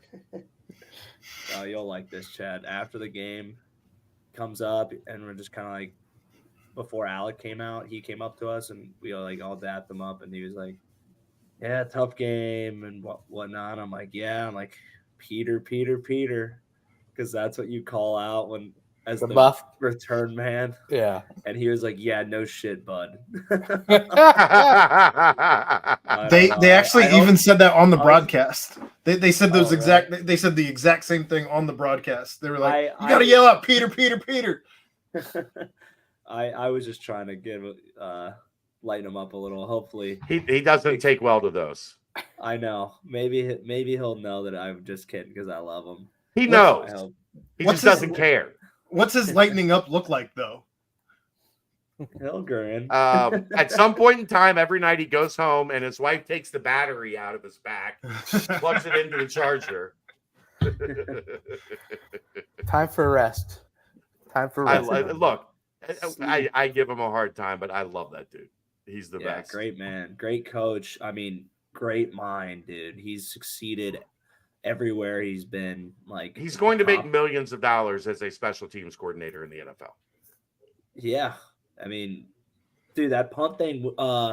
There was a team that did that versus us. Like, I think it was either our 4th or 5th year, and he was like, "Oh shit, we gotta use that." The next thing you know, he's using it for whoever that was last week, the Titans. Yeah, the Titans. Yeah, I think it was Titans. Yeah. I was like, I know that shit. Oh yeah, dude. They didn't just block that one punt. They like devoured it. They dominated. Yeah, I was like, whoa. But so the question some of my friends asked: you guys ever think that he would look into being a head coach in the college level? I don't know that it fits. I don't know. You. Yeah. He's just very technical. Like, he likes getting into it and like breaking it down, scheming shit up, and like getting nitty gritty with like the scouting. Whereas like you can't really do that as a head coach. Yeah. He doesn't strike me as like that, like almost is more like wants to have more control, kind of like how Freeman and Fickle were. Mm-hmm. Right. He doesn't like strike me as that. He's not about like controlling his guys. He's about like he wants to scheme up his guys and have his guys the best prepared as possible. I think he's an incredible coordinator. I think he could. I vouched for him multiple times to be defensive coordinator here because I think he would have been incredible at it. Yeah. I just don't see him ever being like a guy that takes like, the Buffalo head job and then like tries to work his way up through the MAC. He could get another degree. He could. All right. General questions about the portal. What does the portal actually look like? What kind of platform is set up on? Can player coaches interact? Can both parties swipe left or right? Can players add specific information they want schools to know? How do coaches filter to find dudes? I feel like it's this mysterious entity that holds the power like the Book of Eli. I'm all for there being like tender for the portal. Yeah. That would be awesome. Tender for the portal. What are you looking for? I'm not looking for a safety. looking for a linebacker. Well, how much easier would it be to control if they converse with the players, right? If all conversations had to go through the app, you're in full control. Right. Yeah. I don't know. I think it would be great. It's like a football version of the dating app. Like the NCAA needs to get on that. Yeah. Like you just sign up. When you go to compliance to put your name in the portal, they have to give you like a login. and it puts your like player profile and like Right. all that. It's accessible, and then Does it you show have the to put- 7? Does it show the 7 tick marks that you check off as you check off the boxes for the waivers? yeah. That's the extra, Aaron. Like down at the bottom, you have to have like Yeah. I've completed 6 of the 7 requirements for the mental health waiver. Yeah, I have finished all 7. Hopefully they allow me to play. No, I think that'd be funny because also it's like your coach, you're looking at it. We don't necessarily need a wide receiver, but this guy's 6'3", runs a 4.4. Right. The boxes for like quotes and what have you are from agents or from like the doctors, the mental health doctors. Your strength and conditioning coach, your former head coach. My old head coach said about me. Fuck some of this those guy. some of those head coaches wouldn't have good things to say. Ew. But on a real thing, Right, Royer, are you in on Tinder for the portal? Yeah, I want to see a test trial of it though first. I kind of want to see how it plays out. You want in on the beta? Full stand. So it needs to be on NCAA football 2014, 2024, 2024. Yeah. Hey, my portal Tinder would be looking like some of my buddies. 6-year eligibility, 1 year. I'm not getting swiped on a ton, so I'm getting rejected like my boys have been. And the portal is actually, there's just a room in the football office where you open the door and it's the wall is just the portal, and some guys get thrown in and some guys just casually stroll in themselves. like Blue's Clues, like is there an option though for like hot or not? Like if you remember that from back in like the late 90s, hot or not? I don't. I remember the concept. Where I'm going with this though is like, is this how you enter the portal? Like, would you go for this guy if he was in the portal or not? And you can get those running percentages from random coaches that are just swiping left and right. Roy would see notification like you have got a match with Stony Brook College, East Altoona State. Otterbein. We want you to come be our starting quarterback, sir. All right, let's do it. It's Doug Phillips at Youngstown State. Oh, I would go play for Doug. I love Doug. Your NIL includes free CCs on Wednesday nights. See you later. That's a good one, UC alum. How many starters do you see coming out of the portal this year? Beljohn doesn't count to this number. Over under being 6.5. Quarterback. On just offense? Just in general. Quarterback, wide receiver 2. 3 defensive backs. Receiver 2. 3 defensive backs. Rush end. We already got him.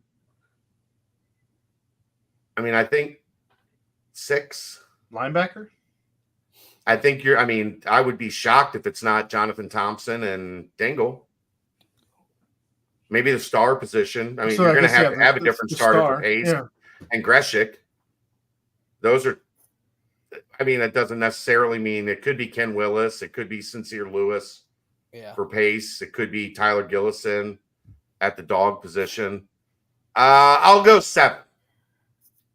Yeah. But it's that's good. That's a good number. It's 6.5 with like Merck did the math in his head. Yeah. 6.5 is right where it needs to be because it could be 6, it could be 7. Good thing is you knock out that whole entire offensive line. You knock out pretty much the defensive line. That's also barring no injury in either spring ball or in camp. Yeah, we'll see, man. I would say 7. All right. That's the end of the football portion of the mailbag. Moving on to the basketball portion of the mailbag. When did each of you get the first gut feeling that we were not going to win? For me, it was Olivari's 4th straight 3-pointer. 16-8. When I saw the script that I have seen so many damn times already playing out, and it was 16-8 with 14 minutes to go in the first half. Like that. Here we go. Here we go. There was a spot in the second half where I think Vic had like it was when there was a drive where he just didn't put his arm up, and Xavier scored. Then he goes down to the other end, gets frustrated, chucks up a shot, doesn't make it, goes back to Xavier's end, they score again, and then I think he got a weird foul somewhere in there. But yeah, I don't know. There was like 3 straight possessions that just all went Xavier's way, and I feel like they all involved Vic, even when he was playing well in that second half, and I felt like that was our best shot. Yeah, for me, I never thought we were going to lose until the very final buzzer. You never hold out hope, baby. But on a real note, when that and 1-3 went down for Oliveri, it was just like, okay, all right, it's going to take a perfect close to this game. But I mean, probably the McKnight 3 would be the final nail in the coffin. The McKnight 3 was definitely like, yep, that's a wrap. Yeah, because that put them up 7 with 2 minutes left, and we were just like, all right, that's going to be tough now. So. All right. CJ has 4 games out of 8 with 0, 0, 0, and 3 points. There is no way to sugarcoat those numbers against expectations. How do we get him more involved? I think some of that is difficult just on the basis of teams are going to tag him. They are going to do what they can to make sure that he does not get good looks. He's a rhythm shooter, right? He needs to stay in that rhythm if he's a rhythm shooter. So if you getting him to where he has a hand in his face, he's not getting those wide open 3 looks, it's going to change his game entirely. And I don't know that he's necessarily comfortable playing not in rhythm. I just don't know like that there's anything specifically you can do if a team is playing him like that, other than to say, okay, we'll let you take him away, but now we're going to attack the gaps created by you staying on him like a cheap suit. So I don't know that there's an easy answer. I mean, Wes has talked about having him take a little bit more, force it a little bit more. But I don't know that he's a great shooter, like in those situations. I think he's got a super quick release. So maybe you could try maybe some curls, maybe some pin downs where, we've seen a couple times where he's hit them like catch bang, or like he's still in movement to his spot. When he catches the ball, he lands and he's able to shoot it. Maybe some more stuff like that, but even that stuff's fairly low percentage. Like, I don't know. It's difficult because he's not overly a guy really that can just catch and like power dribble, straight line drive to the rim. So, teams are going to take advantage of that. It means you have to be playing well at all 4 other spots. That forces the defense to kind of unlock him. Yeah, I think he's got to kind of get that floater down, where it's like, you beat a closeout. You don't get the floater down, Brent. Right. You know how to shoot a floater or you don't. Right. I've never seen a dude. I've never once seen get it down midway through the year. Bad at the floater, and then all of a sudden he's dropping in 12-foot rainbows. The only reason I say that is because he attempted some in the beginning of the year. So like it makes me think that it's in his bag from previous seasons. Did they go in? I think one did. One. He's not a float. He's not float game. Well, he's got to do something because if you saw the pump fake, it just led to him kind of just doing a sidestep and then firing up a 3. But that can work. That was Lander's go-to move. Right. Pump fake to close out, side dribble 3. If he can start, he's got to knock him down, man. He had a lot of open looks. And then you saw in the second half. He had 2 open looks. What? I mean, I'm just saying, like, open looks at the basket. Like, in the second half, he didn't shoot. I saw, like, 2 or 3 different occasions where he was open. And instead of, like, even looking at the basket to shoot, he kind of just continued the flow of the offense. So, Again, Wolfie, you don't learn the floater. You either have the floater or you don't have the floater. yeah. So, Brent,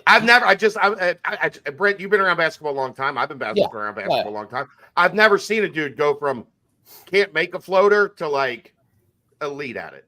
Yeah. I don't know.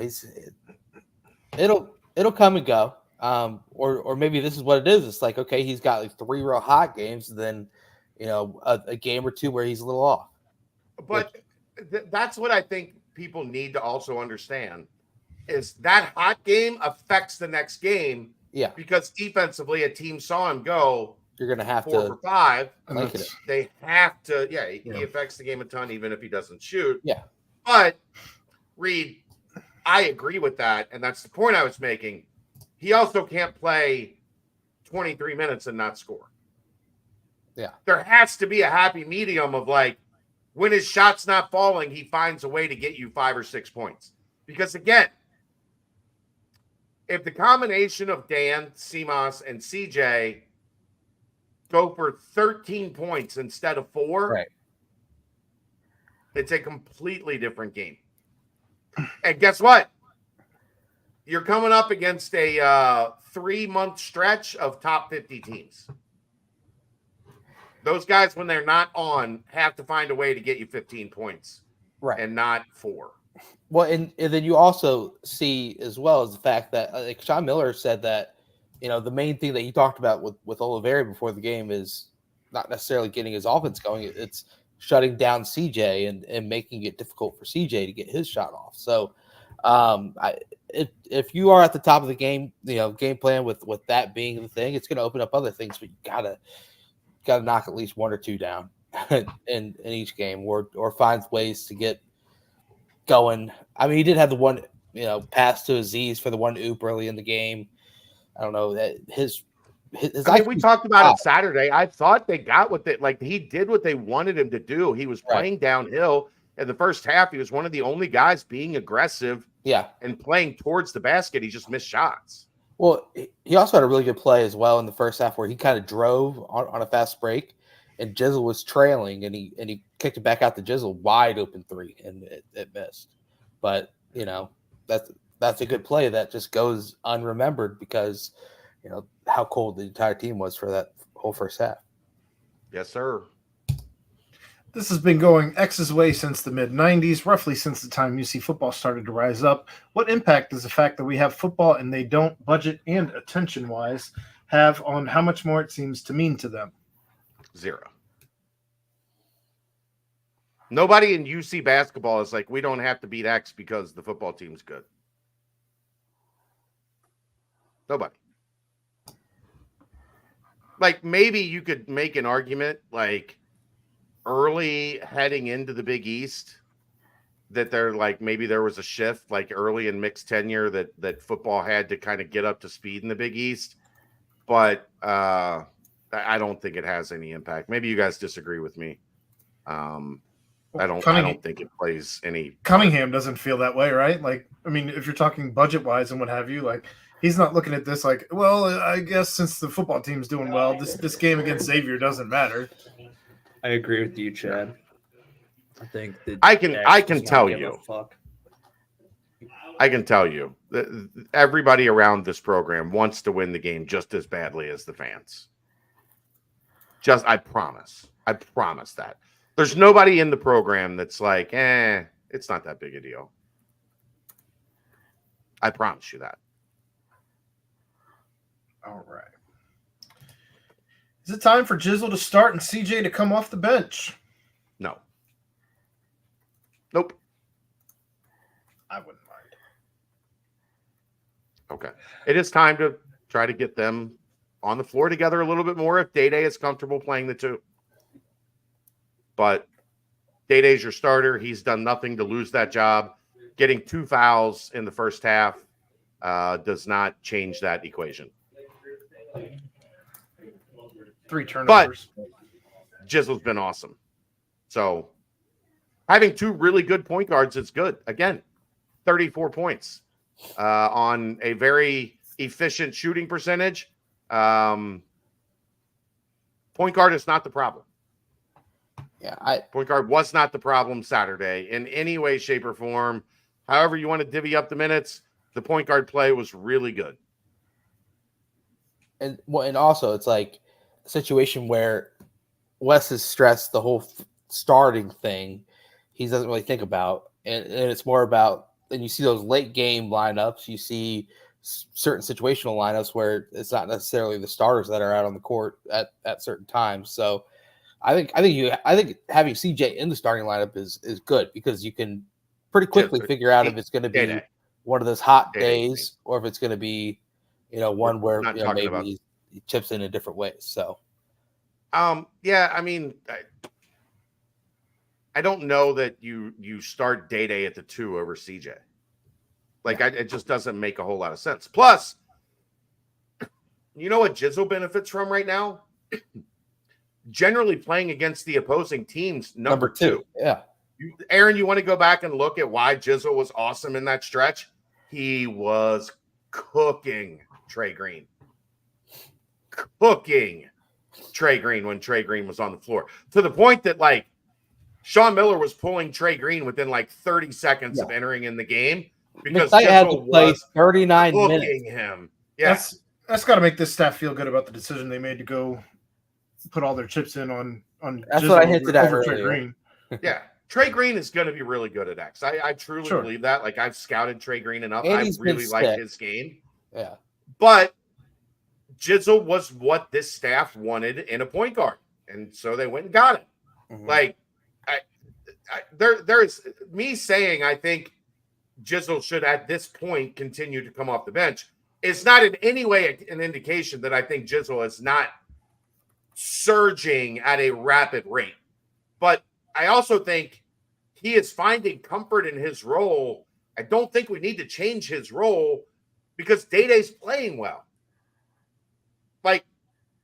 The guy that he's in this with for point guard minutes, if they're both playing well, I think it's okay to keep down the path that you're on outside of maybe, let's see if we can get him on the floor a little bit and see what that dynamic looks like. Because, teams have done that in the past. It would make them a little small, but also could make them defensively super pesky. I always used to love those, and Brent will know exactly what I'm talking about, those old Nova teams where it felt like your point guard couldn't dribble. Oh, dude, yeah. Because they were up under your, you couldn't get 2 inches of space. And they would just have 10 different ones Randy Foy, Nardi, Lowry. I always love that. So I Ray. wouldn't mind seeing a version of that here. But I don't know that it comes messing with the starting lineup. I think it's something you could do coming out of the 12-minute break. Yeah, Reed kind of media stop. Reed was kind of talking about this in the chat too. You can't do that if we only have 2 point guards. You play them late together if need be for small spots if they aren't in foul trouble. I think you can do a little bit more than that, but it's got to be. We're not talking 8 minutes. You have to choose your spots. Yeah, you certainly have to choose your spots. You can't do it for. Wes is also more of an NBA guy where his rotations are pretty set. So it could be as simple as coming out of the under 12 to 9 minutes. Or you know what I mean? Where it's whatever the formula is, we're going to try to get them on the court together for 3-4 minutes each half and see if that helps the offense. All right. The 2 biggest plays down the stretch that caused the loss. And do you feel this team was adequately prepared for the Xavier game? The Aziz travel, which was a ball that was given to him in a tough position, down 4. If he dunks that, you're down 2. Just you wait have all one the more momentum. second, Dan. Yeah. And then the McKnight 3. And do I think they were adequately prepared? Yes, absolutely. Do I think they played well enough? No, that does not necessarily mean. Ryan, how many times did you guys play a game where you were prepared but you still didn't play all that well. It happens. Yeah. I'm trying to think, like the UCF game where we got blasted. What was that? My first year, the Marshall game that year, where. But I'm talking by even ECU. like 2021 Well, like the games Ohio where game? the Ohio game where you had to escape, the ECU game where you had to escape, the year that Wiggins was like intercepting balls at the end of every game to SMU. end it. But I'm talking more like 20 and 21. You guys had a bunch of games that you were clearly better than the other team. You prepared well, but Yeah, for whatever reason, you didn't play great. Yeah. Tulane. Yep. It happens. Yep. It's part of the game, man. Like the other team's not just gonna roll over because you have a better roster and a better record. Yeah. No matter how good you prepare, they're gonna have something different. They're gonna have the same drive to win as you are, and if they don't, then that's a rarity. Yeah, I think they should probably not be there.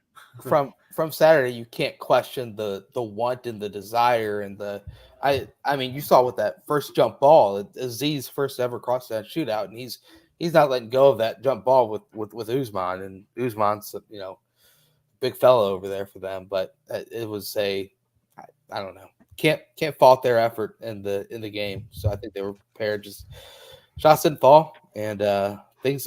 Xavier came into this game as like one of the worst teams in the luck percentage. That I thought you were going to say in the NCAA. What's that? I thought you were just going to say in the NCAA, having lost to Delaware, right, and Oakland. Yeah, it's like they're one of the worst luck percentages. Well, I'm sure that like amped up a bunch after this game because, like Chad was mentioning, a lot of just those 50-50 balls went their way. A lot of those floaters in the lane that they missed against Delaware went in against Cincinnati. It was just they had a guy that's shooting 15% from three, hit two of the biggest shots of the game for them. Yeah, come on. T-Win, can we have a press conference with the players where they talk smack in the same room like a UFC weigh-in? That's essentially what happened the year of the brawl. So no, they're not going to allow that to happen ever again. The 90s attitude era is far gone. Yeah, that's not happening, T1. Seems the prevailing thought on the board from this weekend is Wes isn't a good enough coach or a good X's and O's guy. Is that really the case? I see a lot of sets for open shots out there that we can't seem to hit when it matters. I'd say about 97% of the time, the people that say a guy is not a good X's and O's guy, they don't know X's and O's. Like they couldn't sit down in a room on a whiteboard and draw a play, like any play. They wouldn't know what horns or floppy or inverted post or runner baseline, or like they wouldn't know any of those things. So that's, I don't put a lot into it. If the team was poorly coached, they wouldn't be in the, right around 30 in RPI. Anything to add, Brent? I agree with everything Chad said. I think, every coach has their duties on the staff, but I think that, it's X's and O's are only as good as your players are, making the shots and making the right plays that come out of the X's and O's. So, it's like the whole thing, like when Vic set his career high in assists, he's like, well, it's not like I'm making any different passes. The guys are just making the shots when I found them. So, right. It's just X's and O's look great when you're knocking down a bunch of shots, and then you start to question them when the shots aren't falling. Reed, just to be clear, they did not take Purdue down to the wire. They were down double digits that entire game. They just didn't get blown out. And Purdue played like poop in that game. And that game was never closer than 10, was it? Like Brent, no, down the stretch. It was like 10 to 15 the entire game. Yeah. The question from the mailbag, though, takes me back to a question from the chat that I think Chad tried to answer at one point, but then I don't know if he got interrupted or interrupted himself. But either way, at what point do we worry about the on-court results? When they stop improving. I'm not sure what that was in reference to. I mean, I'm sure it's going to be like they're 1-16 in quad one games. Well, yeah, for 2 years, you didn't have a team that was good enough to beat quad one teams. And the roster matters. If you don't have a roster that's good enough to win those games, you're going to lose a lot of those games. If you go into conference play this year and say you finish at 6-12, are you starting to get concerned? A little bit, yeah. I mean, if you're 6-12 and all you beat are the teams below you, then yeah, that's a reason to say, like, Wes has got to figure something out. He's got to figure out how to win some of these games against teams that are better. But until then, like they won. They're not losing many games that they're supposed to win. Like the Xavier game was a coin flip. They have, for the most part, dominated the point spread so far this year. The schedule hasn't been great by any stretch of the imagination, but they're performing above expectations in every game but like 3 of the 8. So Brent, you followed the K Ford stuff, right? The what? K Ford? K Ford? Isn't that the name of the people who... Ken Palm? No, not Ken Palm, the other one. Anyway, disregard. The Bartorvik? No, not that one either. Anyway. There's so many. There's like 14 of them. Yeah, there's K Ford, I think, is football. Well, and it says college basketball power rankings too. Yeah. So yeah, I don't follow Kelly Ford, but maybe I will.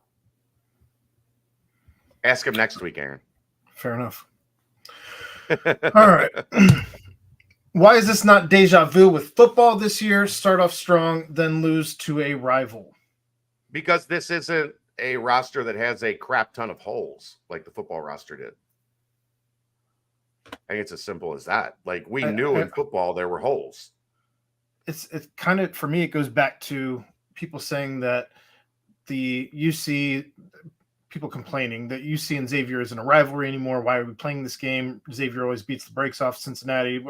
Why are we doing this? We shouldn't even schedule the game anymore. You could make the same argument for Miami, really. Up until this year, you had won, what was it 15 in a row? 15. No, 15 or 16 in a row. So yeah, I mean, it's still a rival. It's still, rivalries are not based on wins and losses entirely. They're based on regions. They're based on bragging rights. They're based on how much that one win means when you finally get that one win, because of the regional just go. I don't know. I think it's based on more than just record. I was talking to somebody that's fairly new in town recently, and they were talking about like the lead up to this game and like the fans for UC saying like, well, we always just say it's just another game. And I'm like, the difference being is Xavier is willing to say, whether they know they have a shit ton of other massive games coming up. They're in a league with UConn and Marquette and Creighton, 3 of the best teams in the country. They know that they have a bunch of other big games on the schedule this season. But you know what they say? They say this is the biggest game of the year. The optics of it matter.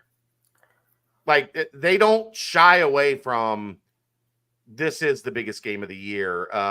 Even if they don't believe it, they are willing to say it publicly. And it has not been something that UC is willing to say publicly.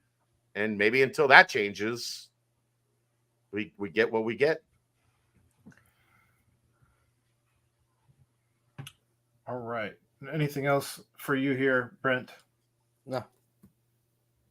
Okay. How many minutes do you think Jizzel will be playing by end of year? Currently averaging 17.5 minutes per game. If they figure out a way to play them together, I'd say that probably jumps up to 21, 22 minutes, 23 minutes. I think he's in a really good sweet spot for a freshman point guard. It's very similar to the minutes Troy was playing when he was a freshman. and he turned out to have a phenomenal career. I don't think as you get into the Big 12 that you want to put the burden of him of being like 25, 26, 27 minutes a game. He might be ready for it. I might be wrong, but I think it's easier to keep him in that 20 to 23, 24 minute range in year one, especially you've got to, I don't know why we're doing this to Day right now. Yeah, Day-Day's a stud. If Day-Day's Day-Day really didn't get in good. foul trouble, then he could have maybe had those moments. You know what I mean? It's just right. Like I don't understand the need to undermine a guy that's having a really good year just to elevate Jizzel. You can do both. Like if both are, guess what? Like I was joking earlier. If those guys are scoring 34 points a game combined in their 40 minutes, whoo, buddy. yeah. Like you're good at point guard. The problem in the shootout was wing. It wasn't point guard. It was wing. Right. So let's let them both play really well. How about that? Both is good. I agree.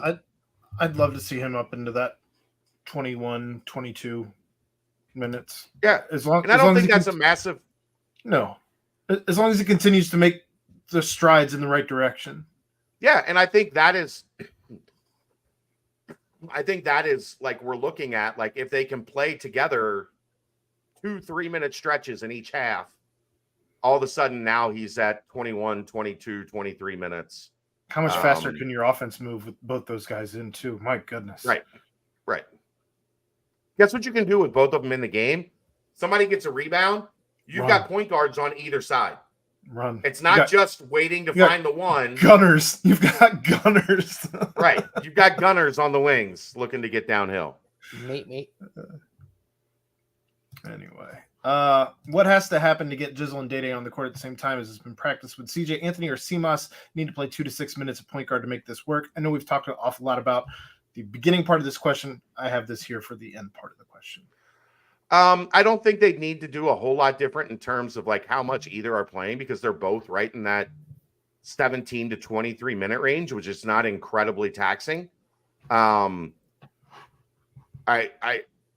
You would just basically have to come up with, like, in the script that Wes has, that, you know, Jizzel is out, and then when he checks in, they both play together. And then when that segment ends, Day checks out. So, like, you have to manage it in that kind of way. Where you have one of them in, and then they're both in, and then the one that just came in stays on the floor, and the other one comes off for a sub. If you manage it in that fashion, they've done it with the 5, they've done it with the 4. Like, it can be done at point guard. Yeah. Where, you know, okay, this is how we're moving the chess pieces on the board. That doesn't require you to play somebody else at point guard. Well, and you also think about it. They're 8 games into the season, and this is like Wes is still figuring out the best, rotations, the best. Oh, and they're lineup. just now starting to, like, on the cusp of figuring out Aziz. Right. And you potentially might have to work Jamil. Right. Exactly. So into that equation as well. But that's where the NCAA can go fuck themselves. We should have been able to do this from the start. Right. You shouldn't have to incorporate 5 games into the season and incorporate another 9 or 10 games into the season. Like, come on. And you're finally at full strength in mid-January. Yeah, like 4 games into Big 12 play, you're finally like comfortable. Right. Neither of them having come off of injury or anything. It's ridiculous. Can you get JC on again? I want to find out if UC plans a halftime celebration to honor the 5th anniversary of the last team that beat Xavier. Fucking hilarious. Thanks for wasting 30 seconds of the show. You're welcome. All right, that's the end of the basketball portion of the mailbag. Moving on to the last part of the mailbag, everyone's favorite. We'll start here. Let's just start here. Food related, what is your favorite food? Steak. There's nothing better than a good steak and potatoes. I like lots of things. Give me steak and potatoes. The chicken parm made by my grandmother, and then my mom is the second place. Hey, capiche. Royer, you weren't here when we were talking about the Giants quarterback. His family's tailgate Oh, was the giving Vito, out. yeah. They were giving out cutlets. Straight Jersey Italians, yeah. Royer, do they serve pasta with the chicken parm? Like Italian families don't really do pasta with chicken parm, right? It's its own individual thing.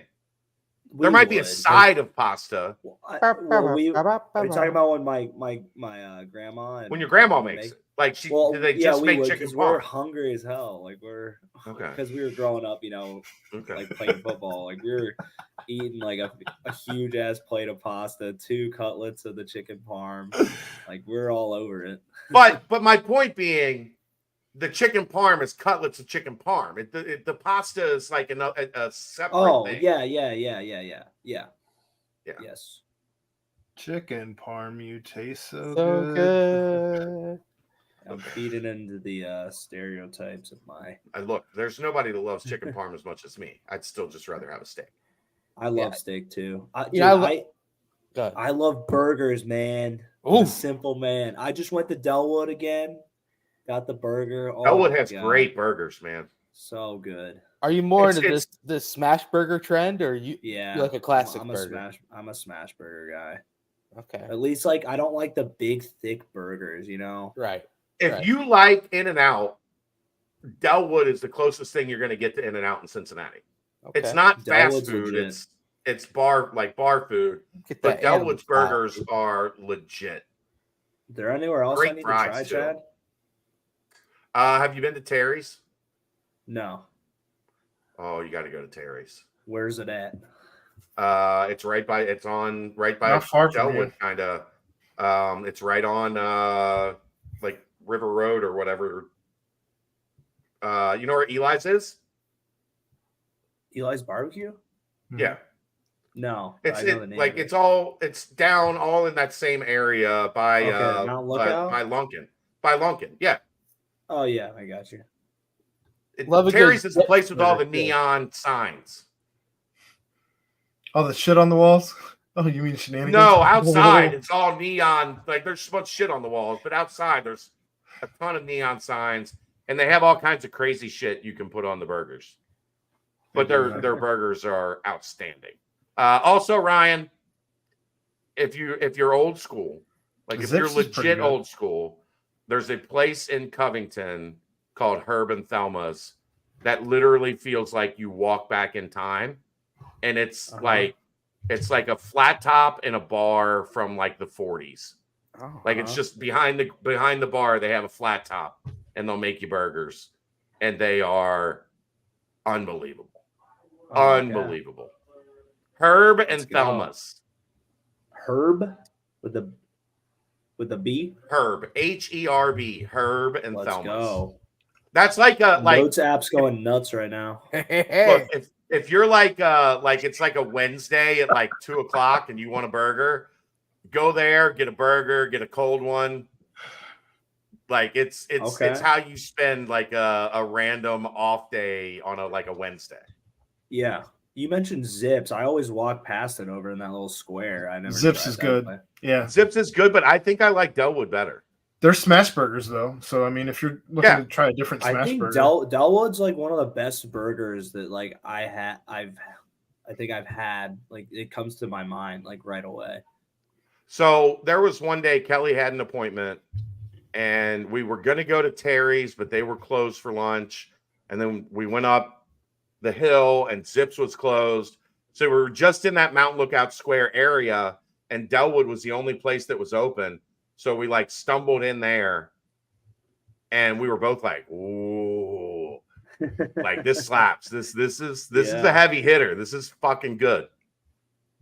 Silver Spring House for chicken. Yeah, Silver Spring House has awesome chicken. No lie. Especially during the summer when it's all open air and all that. Had 2 Baconators today. Jeffrey, you sick fuck. Why would you have 2 Baconators? That's a lot. Can't answer that. Well, it depends on how many patties he's getting on. Maybe he had one for lunch and one for dinner. You don't know when the time spans were. That's really gross. Especially if I think of a Baconator as minimum a double, right? Yeah. If you're doing Baconator, you're not doing a single. You're doing a That double. quad though. Apparently, Parkside said he had a has a good burger. Chad, I'm also gonna throw my hat in there for pizza, man. I love The other thing, Roy, have you ever been out to 50 West, like their complex? Oh yes, Their burgers are outstanding. yeah. Their burgers are really, You mean the really one good. with the volleyball courts and shit? Yeah. Their burgers, they've got like a little burger place right there. That is really, really good. All right. And the last question then. Rapid fire, assuming catastrophic power loss during a cold snap, think Aaron's normal life. Who survives the longest from the BCJ, assuming the power never comes back on? Ryan. I think Ryan would I think Ryan would have some survival instincts. I'm soft as shit. I wouldn't last long. I try to learn as much as I can, but I don't have a lot of infield experience. I'm gonna say I used to camp a lot when I was a kid, so maybe that helps. Like we used to cook a lot by the campfire. I love, Fire Pit Fridays. I feel like Brent just has like a just survival pack packed in his closet that he's never used, but has it just in case. Why? Because he's just saw it one day and thought it. Brent went to finishing school. Look, he's not going to survive the longest. Look, he can also talks his way into the craziest shit I've ever seen in my life. Also, he might talk his way into somebody else like keeping him alive. We didn't get Aaron or Brent's favorite food. Oh, I'm burgers for sure. I said pizza. I love pizza, but everything else you guys said is awesome too. So, I mean, I could go with burritos because you can just put anything inside. Like they've made an entire they just call it wraps, but they're just fucking burritos. Like they're just burritos with American stuff in them. Like let's put a Caesar salad in a burrito. Right? Man. Call it a wrap. Call it a wrap. No, that's a Caesar salad burrito. That shit's tasty. Continuing this theme, who dies first and why is it Aaron? It's probably Aaron. Sorry, Aaron. That's fine. And then I'm not sure if there was a typo here or what he's even saying here. Sweets theme to finish Skittles or Reese's Pieces.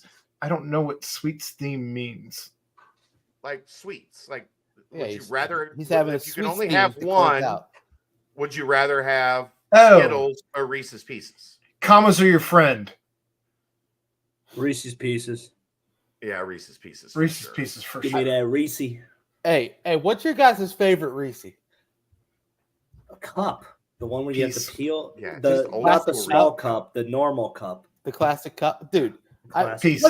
What about the trees and the pumpkins, like the seasonal ones? They're good. Those They're good, but cups are just good. give me an old school Reese cup. The tree might be my second, and then mini cup third. No, the only tree that I'm eating, is the zebra cake tree. That's the Christmas tree, Little Debbie. Like, give me that. I saw a TikTok today where they turned those into a Christmas dip.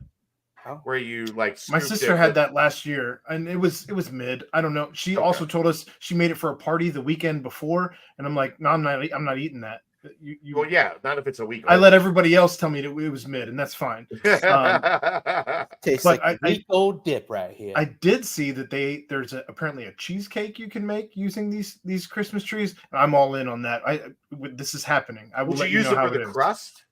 No, you use wafers as the crust, but you put this into your fill and to the cream cheese. Make it's your main ingredient for your fill. But look, it's happening. The Christmas trees, let you know how the Christmas trees are delicious. Like all in on the Christmas trees. I love the Christmas trees. Come on now, XX Wolfie knows the trees of the eggs, the Reese's seasonals. I could eat 100. There's no doubt. Now my question is, what do you guys think about the Reese's fast break? Huh? Again, I don't know where this. What is this? What is You know, this accent? Actually, you want to know sneaky my favorite peanut butter candy bar? Snickers peanut butter. Oh, Fire. I love Snickers peanut butter. might be a hot take, but my least favorite Reese's, the Reese's Pieces. I said the same thing. That's my favorite Reese is the piece, and you can put it in a blizzard, which No, I I said don't that's know. my least favorite is the. Oh, you're wrong. You're absolutely wrong. And ice cream is the best. Nah, Get us out of here. mid. T-Win, we are going to hate on Brent going to finishing school for as long as this podcast exists. Hey, man, Just what is the what it hell is. is finishing school? I went to cotillion. It's also not That's on finishing his, school. Thug Life is also not on his chest. It's above his belly.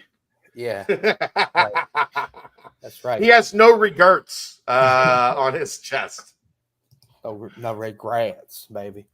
Come No on. regrets. But, yeah. All right, we got past the post crosstown shootout show. That's all we got to say. Big shouts to my boy Danco Joe at Danco Transmission Auto Care. Big shouts to Quick Paper Supply for their beautiful timestamps and everything else they bring us. Shouts to Home Field Apparel. Shouts to Bearcat fans, man.